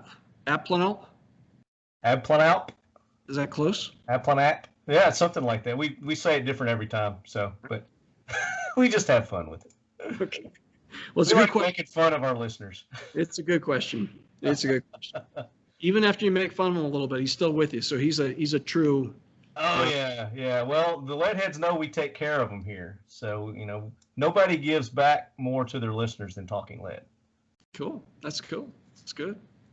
So let's hit the next one. Calories give you what you need. Well, we killed this one to death already because, again, so many folks just think I got to have food and only be concerned with calories. And that is indeed a myth because calories give you energy, but the nutrients are what power your body at that, again, very basic cellular level and keep you healthy and keep your body doing what it was. Energized. Yeah, keep you awake. That's it. So we've talked enough about that one, but Yeah. The next one too. MREs were designed to make soldiers' tummies happy, and we talked about that. We killed that one, didn't we? Yeah. It's not their taste buds. So, did I talk to you about the cheese in MREs? No. Let's talk. Well, what about the cheese? So the cheese comes in a little packet. Actually, it's probably about half the size of this guy, and you would get in your MREs, you either get cheese or peanut butter maybe, but the cheese was one of my favorites. I love the peanut butter too. But what's the one thing you don't want to have when you got a bunch of guys out in the woods? A bunch of guys that have to go use the latrine, right? Exactly. So the cheese, and probably some of the other stuff too, but the cheese was well known for this.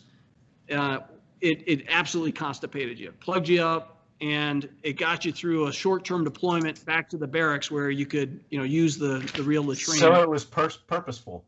It was very purposeful. The military guys they're not dumb. They know what to design there. Definitely designed to put a cork in it. That's it. It was a cork. Yeah. All right, next one. That bug-out bag in the trunk of your car is enough to get you through. Well, it depends through what, right? Right. And so I don't think anybody wants to have their life depend on a little bag of hope sitting in the back of their car.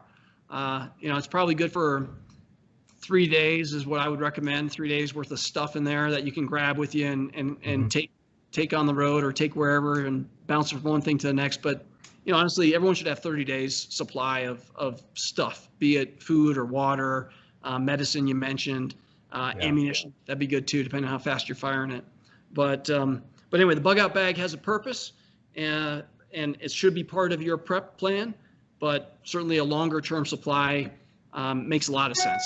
Yeah, and if you're a family, you're traveling. You typically travel with kids and loved ones in your car. It's 30 days for everybody.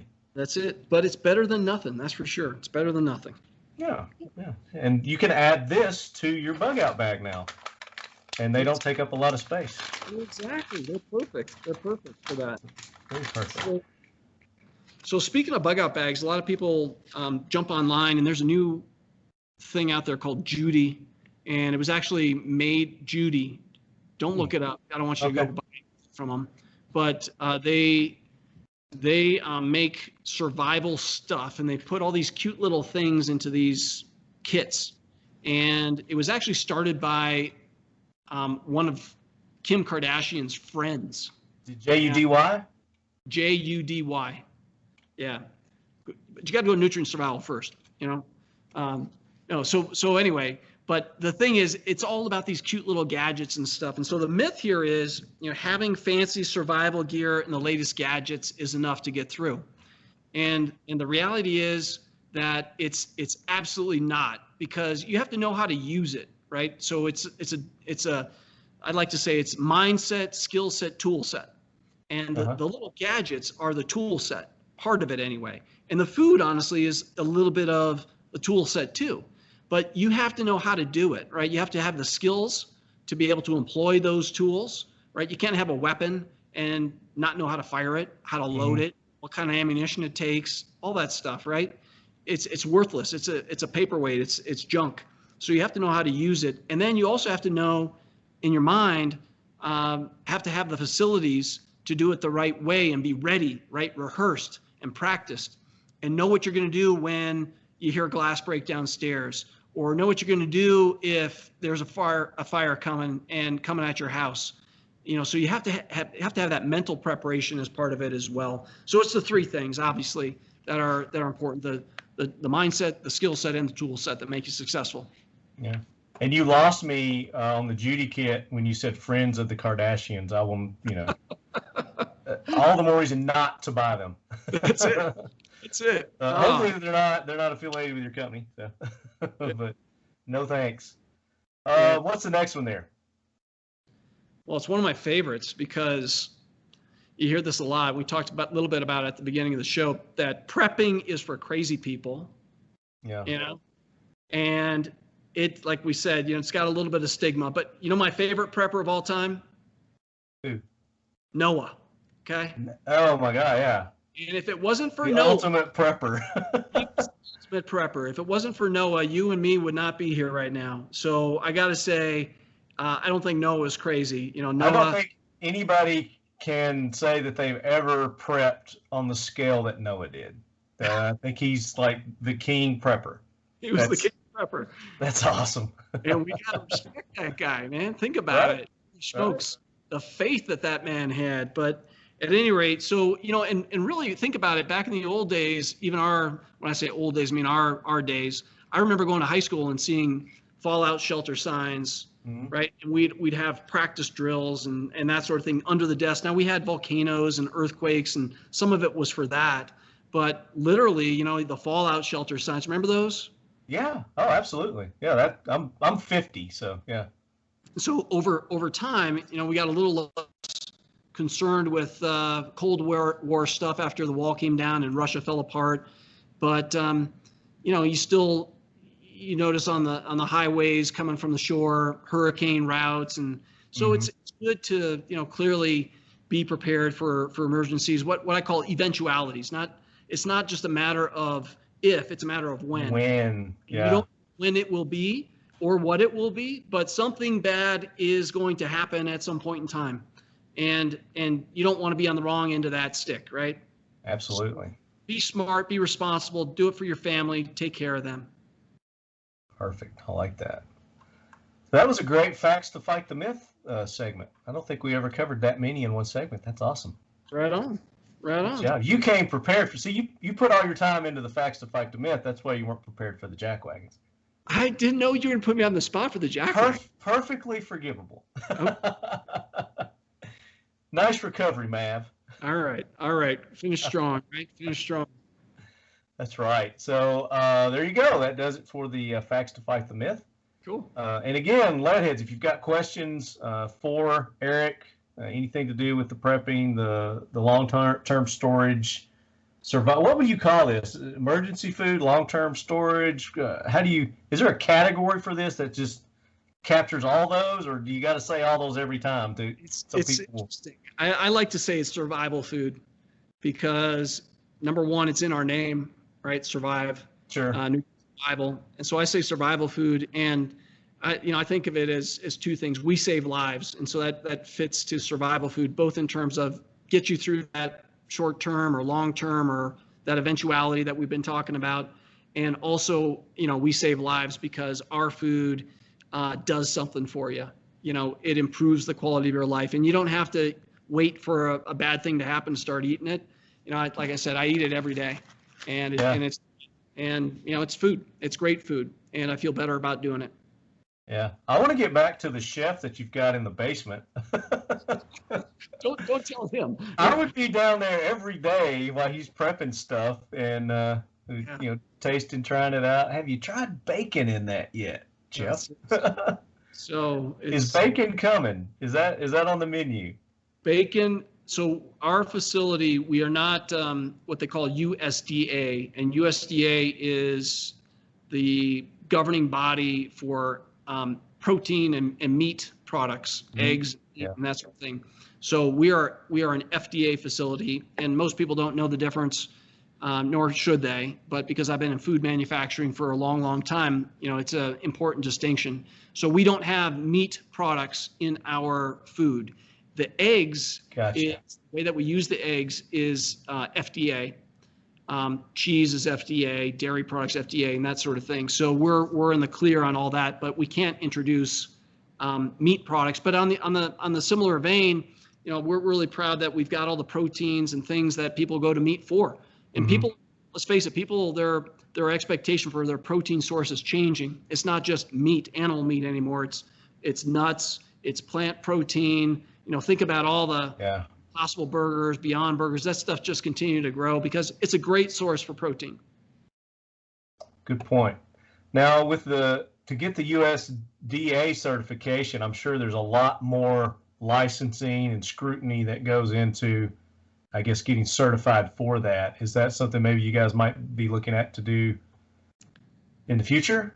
Yeah, I mean, and I came from Purdue Chicken. So I was 6 years at Purdue as their chief marketing officer. So I know a lot about USDA.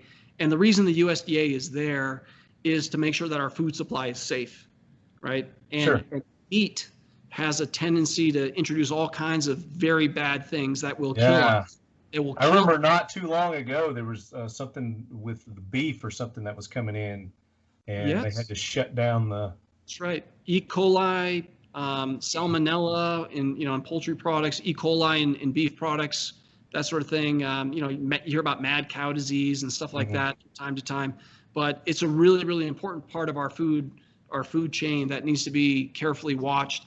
The things that we're using are very low risk, and we test every batch that comes out. We send away for safety and microbiology readings on everything, and we make sure everything is 100% safe for everybody that eats our stuff. Very nice. Very nice. Yeah. All right. So you, Eric, this is your first time on the Talking Lead podcast, and we have this series of questions that we ask new guests, and we call it the New guy. Question. So the first question is, what is your earliest recollection of being exposed to a firearm or a gun? Well, I've had guns around a long, long time. I grew up with guns, and so it's almost like asking me when I ask Jesus into my heart type of question. Like, oh man, like I ask probably like 100 times a year, Jesus, can you come into my heart? I want to go make sure I go to heaven, okay? And sure. I don't think any too much will hurt. But anyway, so I remember, not including pellet guns and that sort of thing, the very first gun I would say that I remember, because it was such an impact, I was 12, and my grandpa had a 30-30 Winchester lever action. Sweet. Model 95, I think, model 95 lever action, and then he gave that to my dad, and then when I was 12, my dad gave it to me, and nice. I guess I failed because I didn't give it to my son yet, and he's I grew up on the East Coast where there's no ranges anywhere, okay? So that's a problem. But I remember. No, you just don't want to give it to him because you like it so much. Probably, I do love that gun. It's a great gun. It's light. It's just awesome gun, right? It's such a great gun. Anyway, I remember firing that thing and taking a kick, and so that was probably my earliest memory shooting a firearm. Where'd you grow up? I grew up out in Washington State. Washington State. Okay. Yeah, it's great out there. Great wilderness area out there. Yeah, I grew up on the peninsula, so to fire a gun, you just drive up on the mountain on the other side and throw some targets out and go to town on with a mountain back to you. That's back in the good old days. Back in the good old days. Up here in Nevada, same thing though. It's 80% Bureau of Land Management, and so, you just got to make sure you're open. Yeah, make sure you're out of sight. You can just pull over the side of the road there and shoot guns. I've heard people that do that. Target practice and stuff. Sure. Cool. For sure. And you still have it, so that's awesome. So ammunition's a little tough to come by. Well, we are in that state right now with coming off of the COVID pandemic and the panic from that, and then of course the new administration.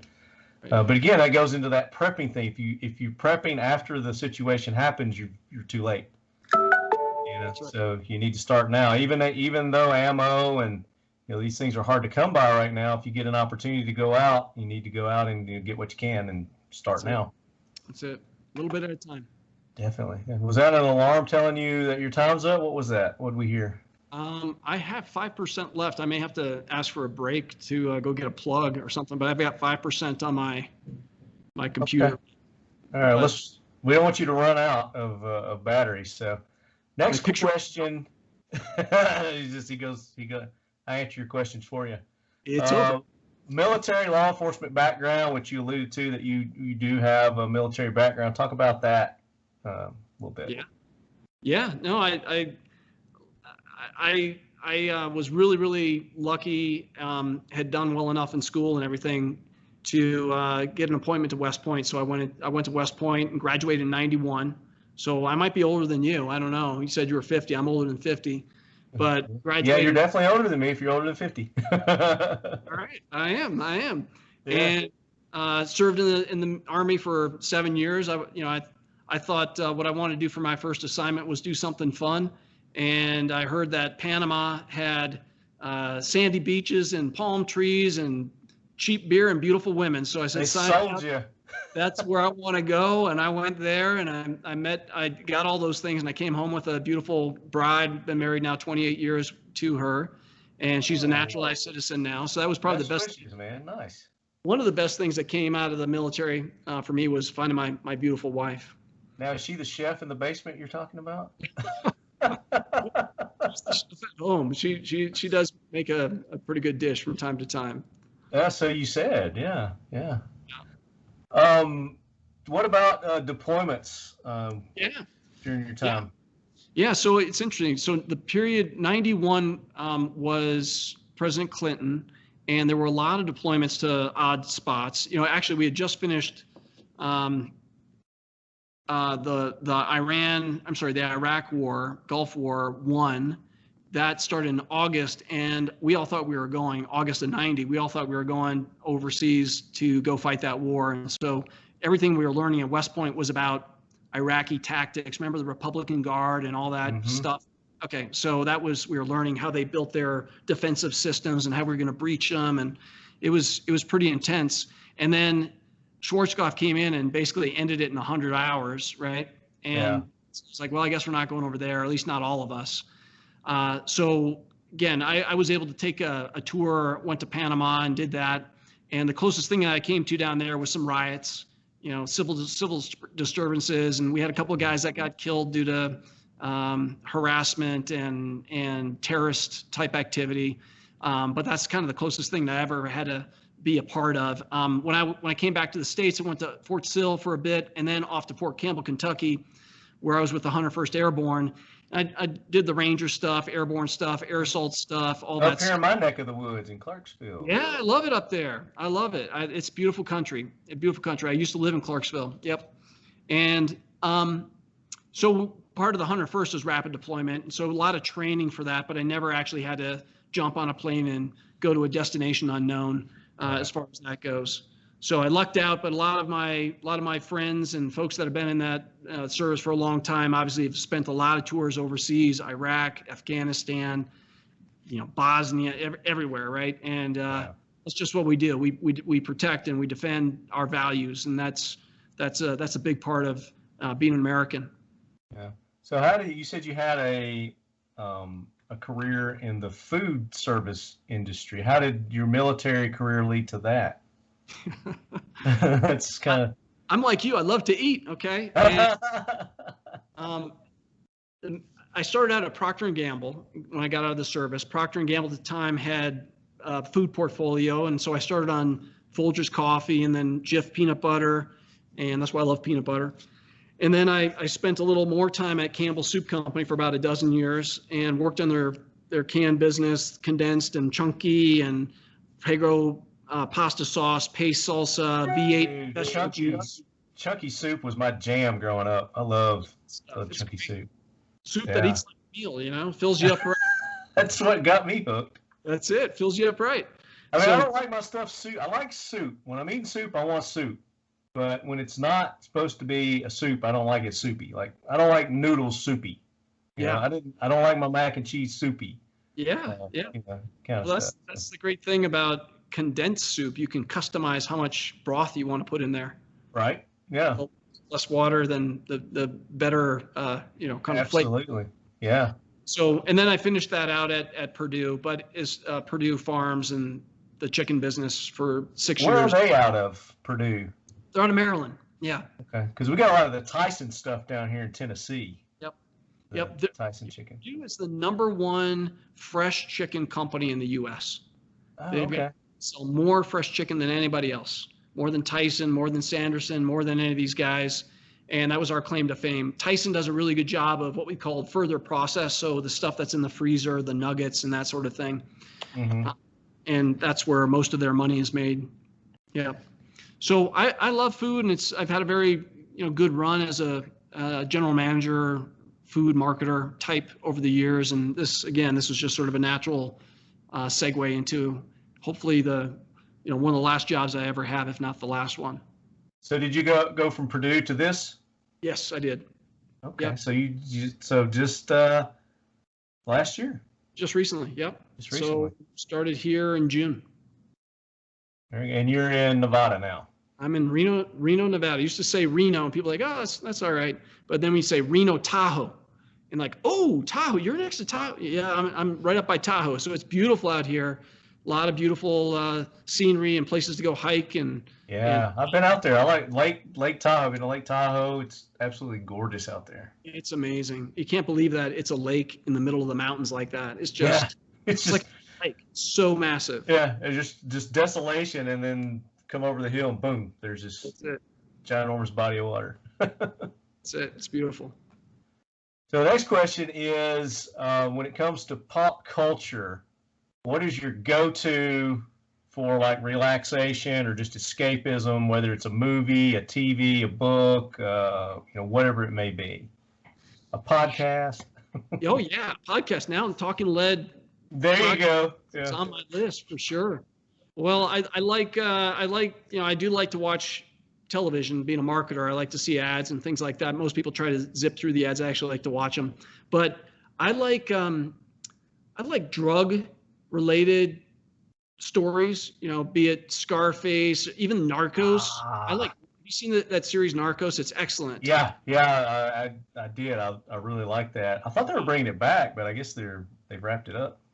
Well, I think there were 3 seasons, but when I was in Panama, Pablo Escobar was a real deal still, and I actually did my honeymoon down in Colombia, and I was just totally clueless, I guess, because Pablo was running all over the place, and I was there, having my honeymoon. You probably passed him. Yeah, we must have flown right past each other. So he's like, "Where's Eric?" Yeah, right. Our mission didn't even wave at me.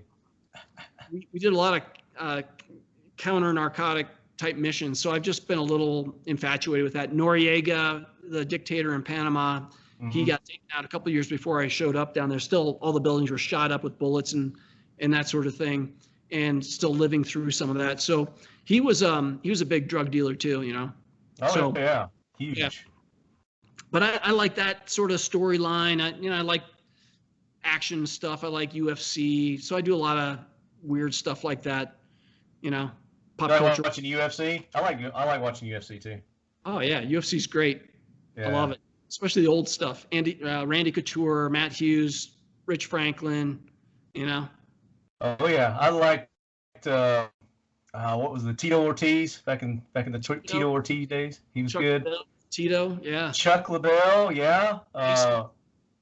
He's still around. Chuck Liddell. I mean, he's not fighting anymore, but he's doing more Hollywood type stuff. Him and Randy Couture. That's it. In a lot of movies. Randy Couture. I actually have met those guys.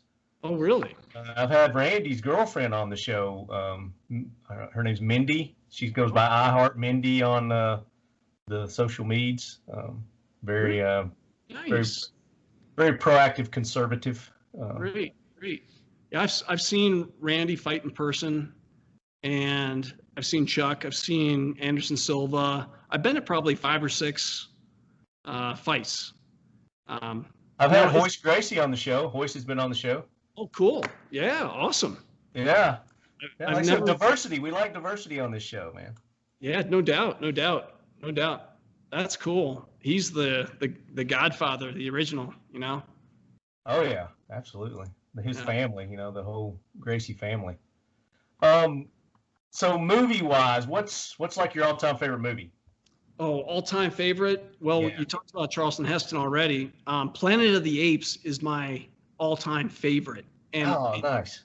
as a kid, that was the one that I think had the most profound impact on me.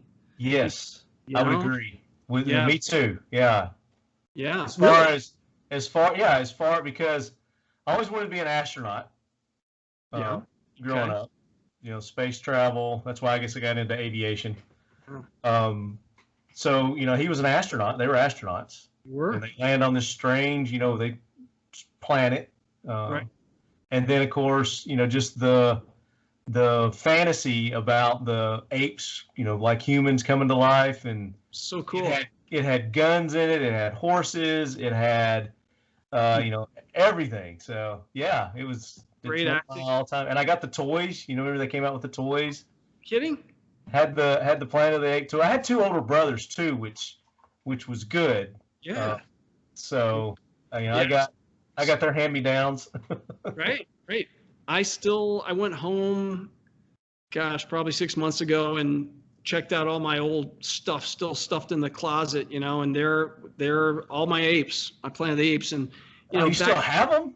I still have them. Now they're not Yes. they're not in the boxes with the nice Sure. cards, but I've got rubber bands holding their arms together, to the body. Remember that? Oh yeah, yeah. And just all jerry rigged just to keep them together, because I played with them so much.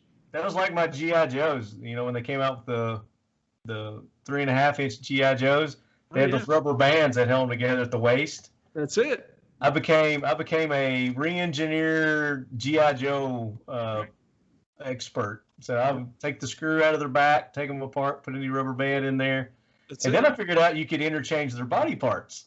Exactly. Yeah. So I would customize and make my own GI Joe figures. Yeah. Well, I had this is a stupid story, but some of my apes had fallen apart. But then I also had the same company. I think it was Hasbro, maybe or Mattel. Mego. That's it. Yeah. Mego. Yeah. They came out with like Justice League, so Batman, Robin, Superheroes. Yeah. superheroes. And so I remember taking apart my Joker. Okay. Uh-huh. And the Joker had white hands. Mm-hmm. Yeah. I used his arms on Cornelius. So Cornelius now had like white hands with gloves. Good gloves. Yeah. Anyway, just funny stuff. Just because you had to. I would take the heads off. You could like pinch the heads and then pull the heads off, and you could interchange heads. So I would take Batman's head off and put him on Superman's body. So Batman was now had the powers of Superman. There you go. Okay, I didn't transfer powers. I just transferred the bodies, the parts. Okay.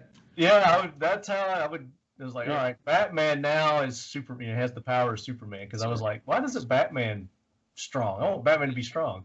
The imagination of kids, Hey, you got to do what you got to do. This is back before you could buy this stuff off Amazon and everything was disposable, No, I would order mine out of the back of the comic book. So the Marvel characters, so Iron Man and Thor, and I had all those. Right. So is Planet of the Apes legitimately that's your favorite movie too, or no? It's one of my favorite movies. Yes. Okay. Yes. Okay. I could sit down and watch Planet of the Apes, the original Planet of the Apes, Right. over and over and over again. Now some of the sequels were a little cheesy. Right. Not as good as the original, but the original is it's my jam. I love it. Yeah. Oh, cool. That's cool. Yeah. It's probably next on the list as far as impact on my life, because I went into the theater. This is again back before you get stuff off DVDs and streaming and all that. You had to work to go see a movie. Oh yeah. And It was a treat. It was a treat to be able to go to a theater. It really was. It really was. But that was an awesome movie. Just such an amazing show. So. Yeah, there was nothing like it that existed at the time, with the special effects and just the concept of the story that he was putting together. It's a tried and true story told over and over and over again, but the way that he told it, Lucas told it was at the time just groundbreaking. It was cool. Revolutionary. It was cool. Yeah. Now today, I like the John Wick movies. Digging the John Wick movies. Do you? And I like the format that they've come out with. And I know this isn't talking movies, but like I said, we chase squirrels here. Yeah. The long TV series now, like they're doing on the Disney Plus and the HBO Max and the Netflix, where you got, it's like a long, movie where you get, Sure. instead of a 2-hour movie, you get a 10-hour Right. series kind of thing. I liked that format of things too. So Yeah. Yeah. We just watched, we're watching right now Falcon Winter and Soldier, which is pretty good. yeah, And- I'm watching that too. Yeah, that last episode, I don't know if you saw it or not, but I don't I did. spoil anybody. That was a good ending to that particular episode. Yeah. I think they only got like 2 more of that. I think it's either 6 or 8. I can't remember how many they're going to have. Yeah. But the WandaVision was good. I liked WandaVision. It took a while for that one to develop, didn't it? It started off slow, yeah, but I could see where they were going. But it's kind of how they started with this one too. This one started off, but it picked up quicker than WandaVision did. But yeah, I like the way that they're doing those type of formats. I don't know what they call. They're not movies, they're not TV, but they're categorized as TV, I guess. Right. Yeah. I guess if it's not played on the big screen, then it's TV. Right. Streaming. We'll call it streaming. I mean, way back when you think about it, what was the series? Roots was probably the closest thing to it, right? Where it was just those were made for TV movies.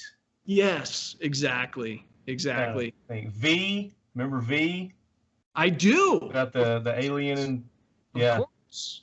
The alien invasion. That was one of those too. I mean, we're showing our age now, so. I had nightmares about that show for a long time. Oh, the Twilight Zone was my favorite. They used to give me nightmares. The Twilight Zone. I wasn't allowed to watch it, so therefore I wanted to watch it, and I would sneak it. That's it. All right. Next question is what is your next gotta have, wanna have? This is when I get the opportunity or when it's available, I'm gonna go out. I'm gonna buy this luxury item. Just kind of Luxury item. Disposable income. This is what I want to go get. I gotta have this. It could be a truck, could be a kit, gear. Who knows? Well, I'll tell you what's on my list right now, and I don't have the money to run out and grab it, and it's not available. But I'm on the list. I'm on the list for a Tesla Cybertruck. There you go. Yeah, so something like that. So a Tesla Cybertruck. That's right. I'm on the list. What appeals to you about the Tesla Cybertruck? And just there's so much that appeals. There's so much. So number one, I do drive a Tesla. Okay, I have a Tesla, and I love it. It's so fast, and it is just instant speed and acceleration. The torque is just awesome. It's unbelievable. So it's like a go-kart. Literally, you put your foot on the pedal, and you're gone. You're just goes. So you're off the stoplights. The first guy, gone, and your acceleration just down the road. It's amazing, and it's a sexy car. It's awesome, and it's so cool just having the one screen and not all this crap all over the place. Now you got to charge it. Okay, I don't have a gas station anymore. That's kind of fun. Mm-hmm. You put the stuff in the garage. So I'm totally hooked on Tesla. I love Tesla. I think Elon Musk is awesome. He's crazy, but he's brilliant and awesome. He's a genius. The Cybertruck is Mad Max truck, right? And I had to trade my truck. Well, I got rid of my truck when I moved from Maryland. And so I did that knowing that I was on the list for Cybertruck because I need something to pull my other stuff, right? Be it a boat or camper so this is what I want. I'm not buying another truck until this thing comes out. And oh my gosh, I'm looking at it right now. I just Googled it. Is it cool? It's Mad Max, right? It looks like something that would have been in the old Lost in Space. Yeah. series. Yeah, or Terminator. That truck that goes and crushes all the skulls. It's kind of that scene. And so apparently he's making this thing out of the same material that he makes spaceships. Okay. And the glass is supposedly bulletproof. Okay. And I'm sure there's going to be all kinds of cool little things that you can mount different weapon systems probably. but it's super fast, 0 to 60 in whatever, 4.2 or whatever it is. It is so cool, and it's going to be so fast and just.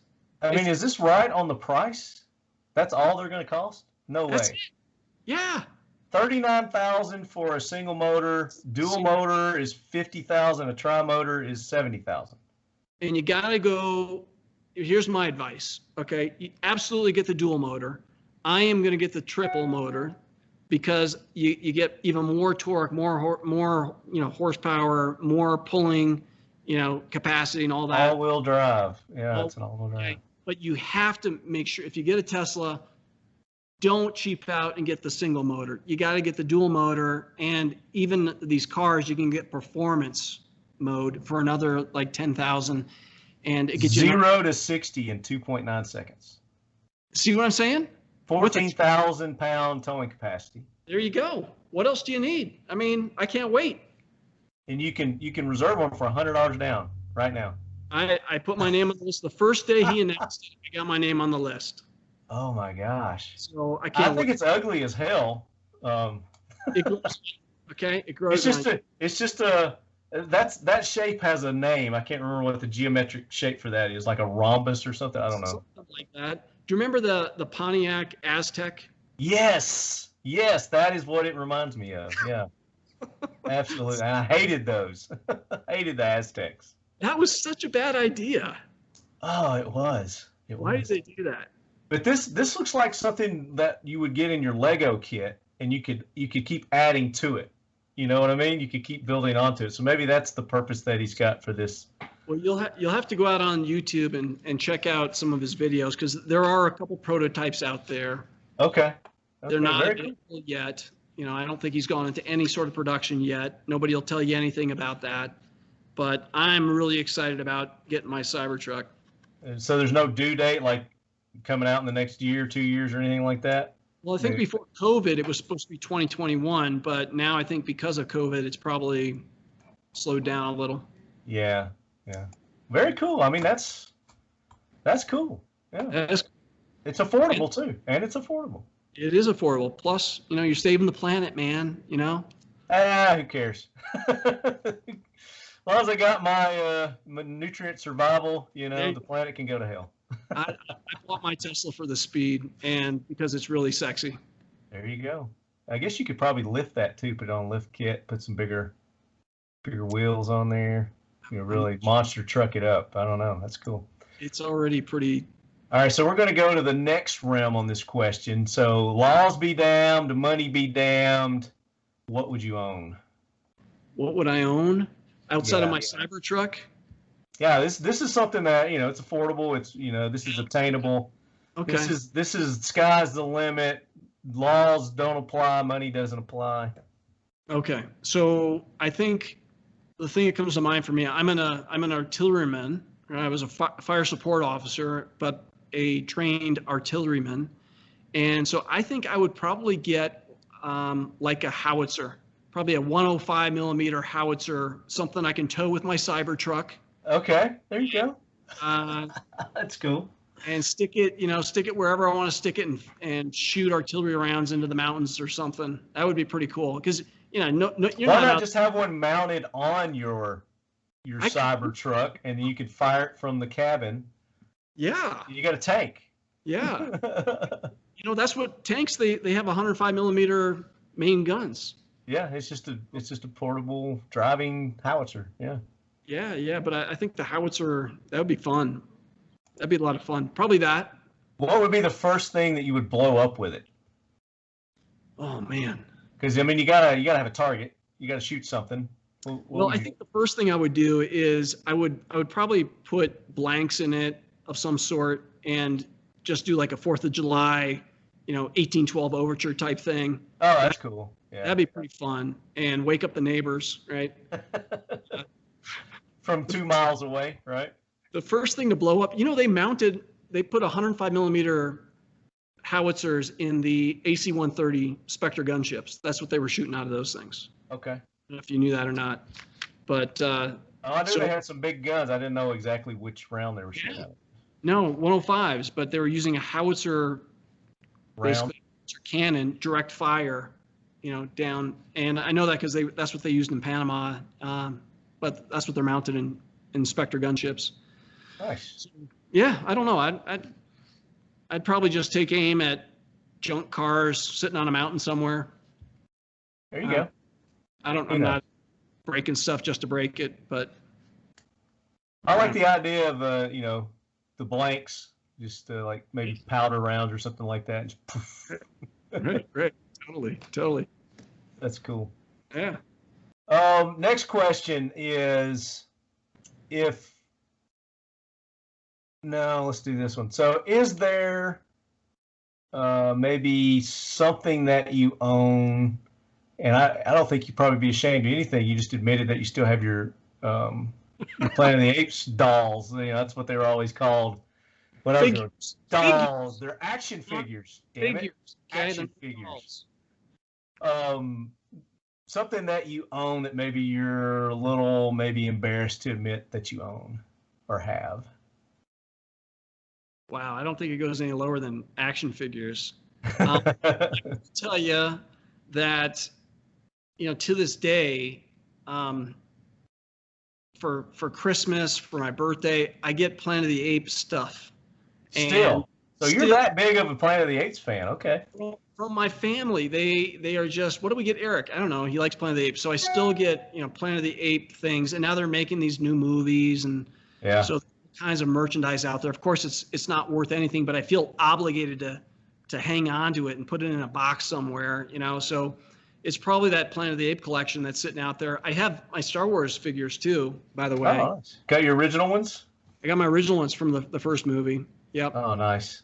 Yep. So I got really huge into the G.I. Joe, the 3 3/4 G.I. Joes. Really liked them when I was younger, growing up, and I didn't really have that many. I mean, I had a pretty good set, but I didn't realize the expanse of the G.I. Joe, how big it really was, because I lived in a small, rural town growing up, and they had an aircraft carrier, 7-foot long aircraft carrier. Really? That you could land your Stryker F-14 on, and they had a huge crawler space station that launched a space shuttle.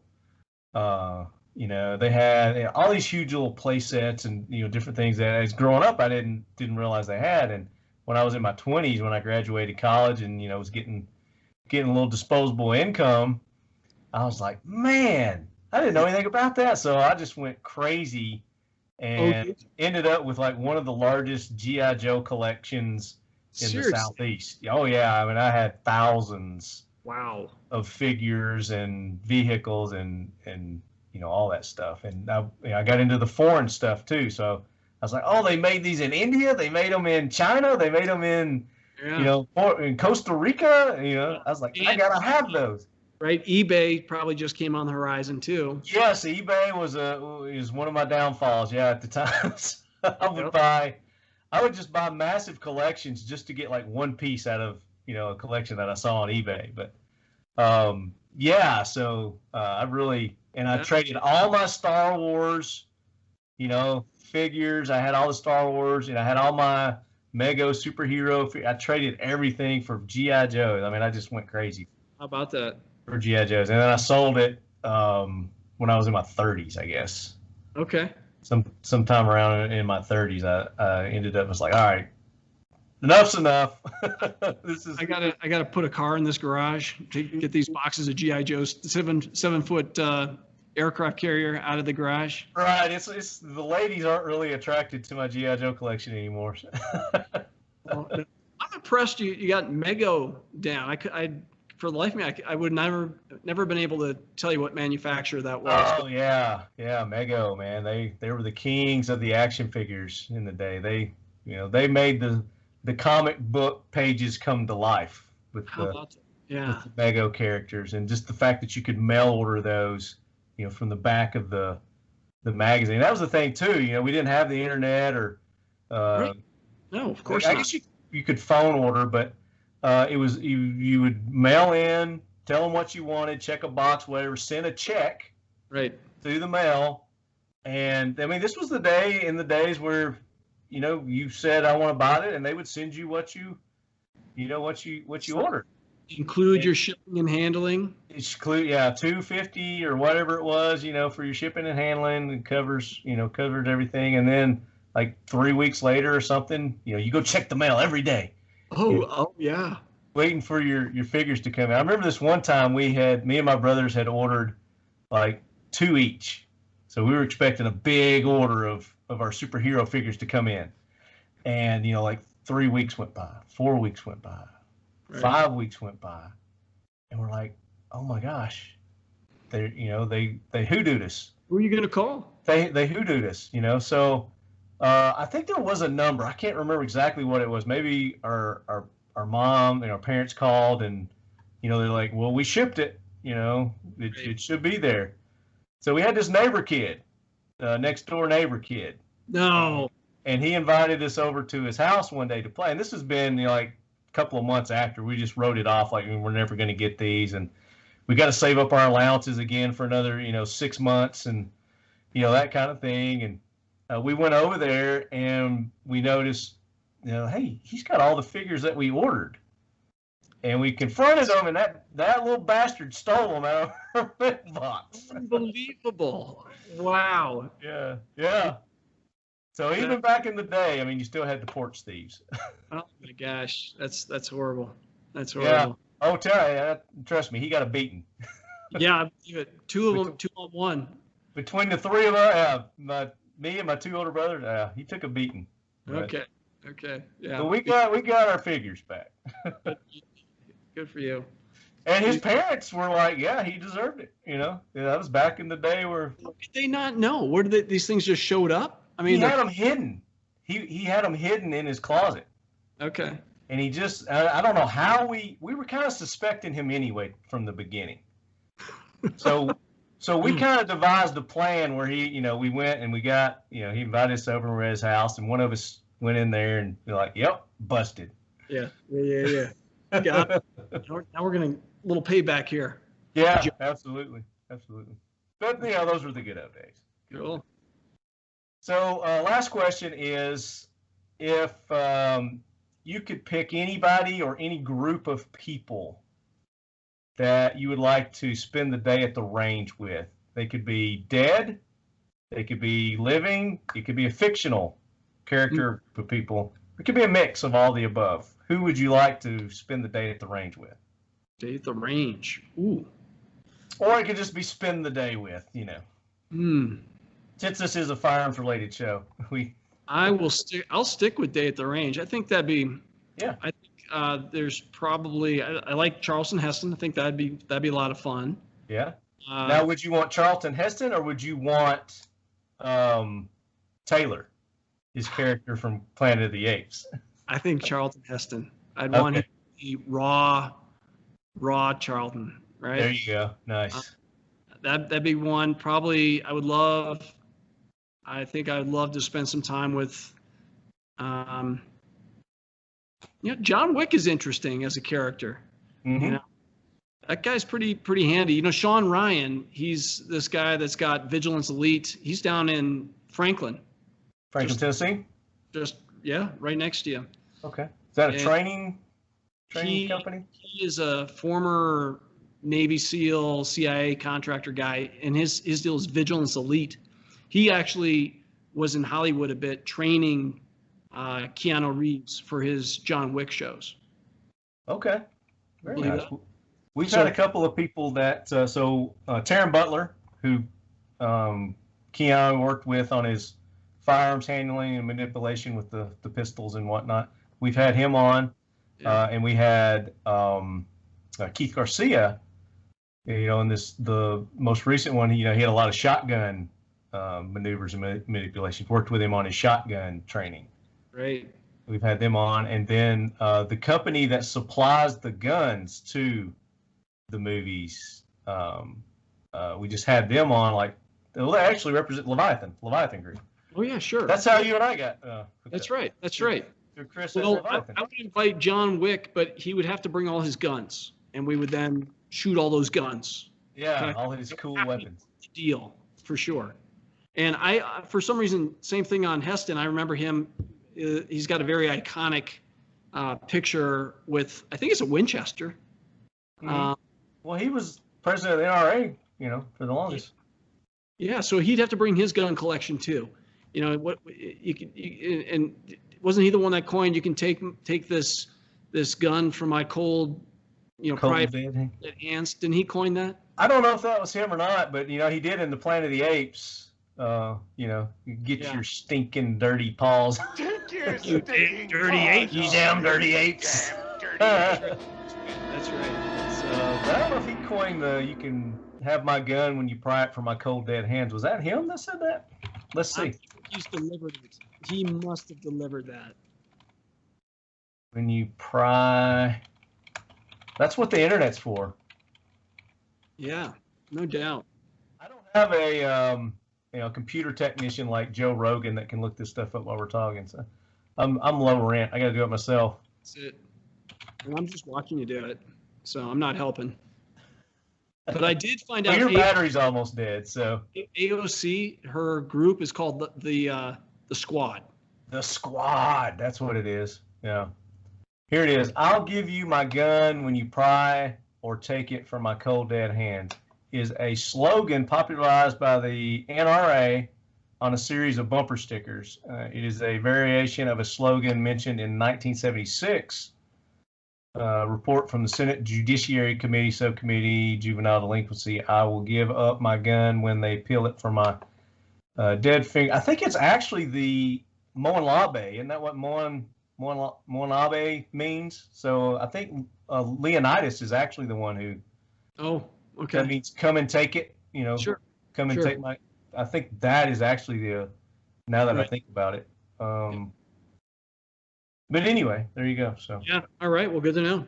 Well, like I said, I'm sure he said it if he was, the president of the NRA. And to defeat the divisive forces that would take freedom away, I want to say those fighting words for everyone within the sound of my voice to hear and to heed, and especially for you, Mr. Gore. From my cold, dead hands. It was adopted by the NRA. Yeah. Anyway, I might go find that. Yeah, I think that is basically the Latin translation of the Moan Labe. I don't know how to say. I don't speak Latin. I took French. Come on. Spanish. I'm a lover, not a fighter. I took Spanish so I could meet girls. Come on. In Panama. And it worked. I met the language of love, right? The one. I don't know. Something. Spanish. Something. Well, there you go, Eric. You did it. You made it through the new guy questions. You knocked them out one by one. You did great. You passed the test, so you are now an official leadhead. All right. I can feel it. Welcome to the Leadhead Brigade, brother. Thank you. Appreciate it. Yeah. I feel like I've been baptized. There you go. You have been indoctrinated. All right. So for all the leadheads out there, again, give them your social media, your website, where they can go and try out this nutrient survival. Use that new leadhead discount code to get 10% off and keep up with the latest and greatest, these new flavors like lasagna that you're coming out with. It's coming. Yeah, I looked at our assortment in about 3 months.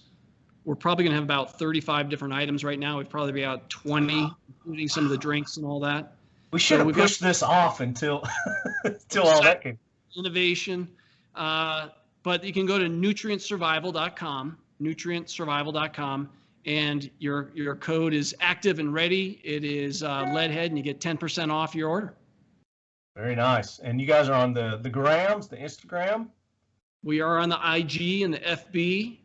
And Instagram is, Nutrient Survival. I've got my little deal going on Instagram too, where I say a few things every now and then about nutrient survival. So that's been fun. Yeah, and Eric's is at ranger.ec_nutrient. Looks like .survival. That's it. I think once you get the .ec, it comes up automatically, and then guys can go start following Eric there. And then Nutrient Survival is at Nutrient Survival. And that's where they come up there, and you can keep up with them there too. Yeah, cool. And Facebook is the same. You can go to Facebook and follow them there. But their website is where you want to go. You're going to use that discount code, and that is the www.nutrientsurvival.com, baby. That's right. We got a lot of people here at the company that are anxious and eager to serve your listeners, Marty, and just really thrilled to be able to talk to you today, to, share a little of our story and hear a little bit of yours. Well, we appreciate that, and we'd like to get you back on. As you guys are a new company, you're going to be growing and improving, and these new offerings that you've got, we're anxious to hear them here, because this is the show for exclusives, Eric. So when you've got news to drop, all right, get in touch with us. Now, we want to reward our lead heads. I think we got a couple of giveaways that we're going to do with you guys. Yeah. So for the ones that participated, like you lead heads know, to win things here, you have to listen to the show. You have to participate. When we do post on Instagram, we do post on Facebook. The ones who participate win. You send me emails with jackwagon suggestions, guests for the show, that kind of stuff. Yep. That is how you win prizes here. So we're going to go to our post that we did on Facebook and Instagram. Are we doing 2 giveaways? What are we doing? We can do 2 giveaways of our very popular singles variety pack. Sweet. You get to taste exactly what you got sent, and 5 of our best-selling varieties, 3 entrees, and then you get the chocolate grain crunch and the oatmeal. Hearty apple cinnamon oatmeal as part of that, along with those 3 entrees we talked about, the Southwest medley, the triple mac and cheese, and the homestyle scramble, my personal favorite. And we will send that to your home of your winner. There you go. So what we're going to do is we're going to go to Facebook first, under that post that I did, and we've got the comments there. So I'm going to let you peruse through there, and you pick the deserving winner on that one. Okay. Do I get to go right now? Let's see. Yeah. You come to your comments. I'm here now. Well, I'm going to have to go with the early bird gets the worm as a principle. Okay. So, like that. Although I think 9 hours ago. Okay. 19 hours ago looks to be the oldest. There's a couple of 18 hours ago, 6 hours, 8 hours. Well, Nathan Shepard looks like he's got 19 hours. Okay.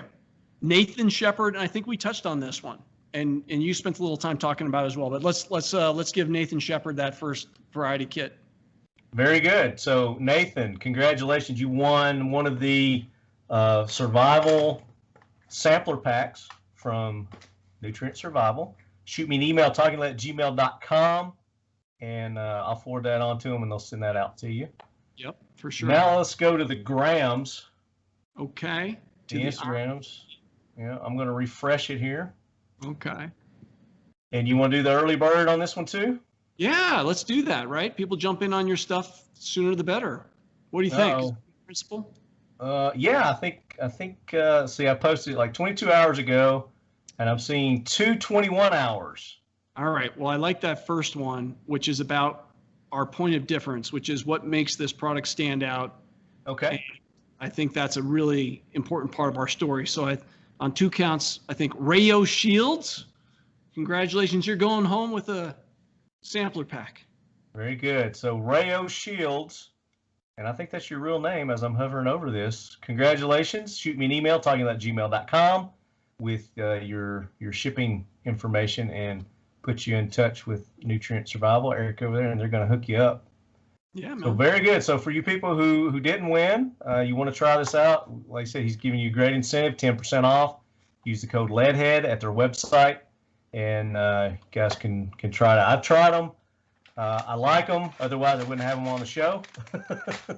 Thank you. If this stuff was crap, I would not be talking about it right now. But it's definitely good stuff. So if you're looking for a good long-term food storage, you're a camper, you're a hiker, this is right up your alley. You're gonna really like it. And I would like to hear your feedbacks on it too. So if you do try it, you do go use that code, let me know. Give me some feedback on it, and let's see if we're in sync on this. And when those new flavors come out, man, I can't wait to try those. We'll let you know. Sounds like we got some good variety coming out. Bet. Yeah. Awesome.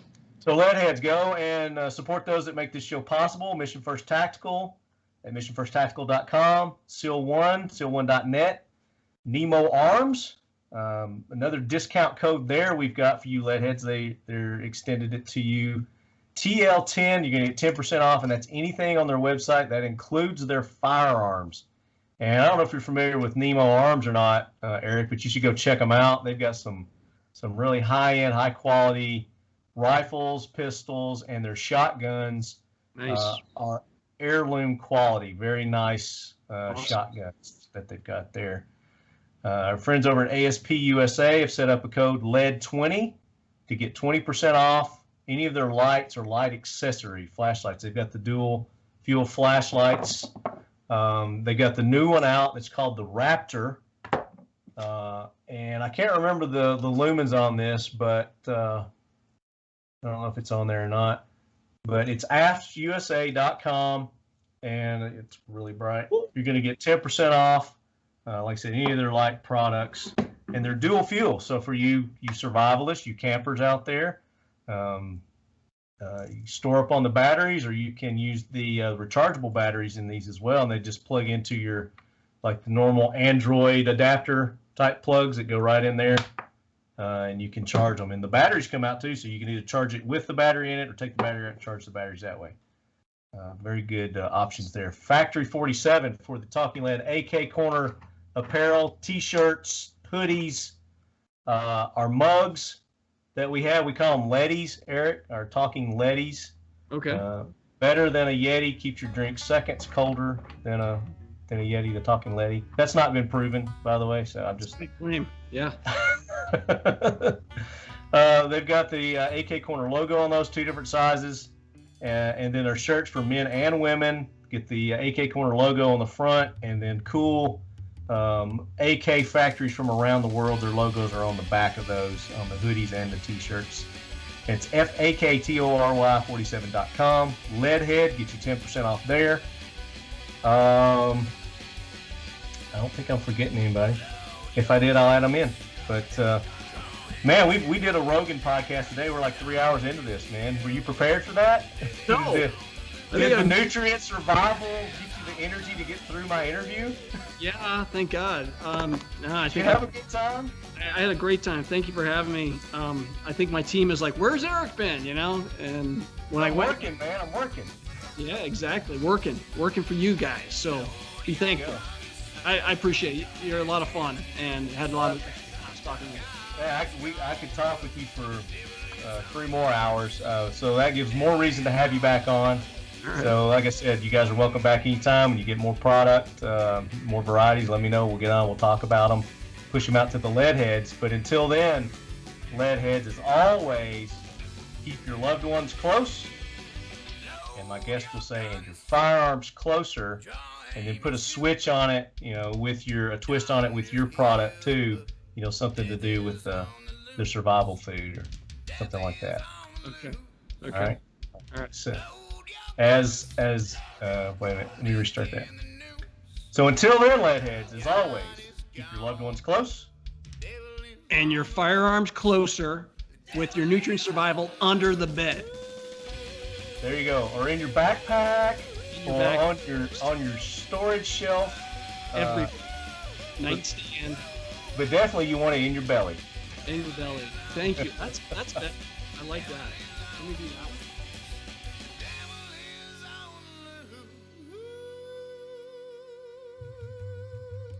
I'm sorry. Can we do take 3? Well, let's do take 3. Okay. And as always, Leadheads, keep your loved ones close. And your firearms closer. And your nutrient survival in your belly. Because it's going to keep you healthy, wealthy, and energized. I love it. That's awesome. Brand new spokesperson. You're so good.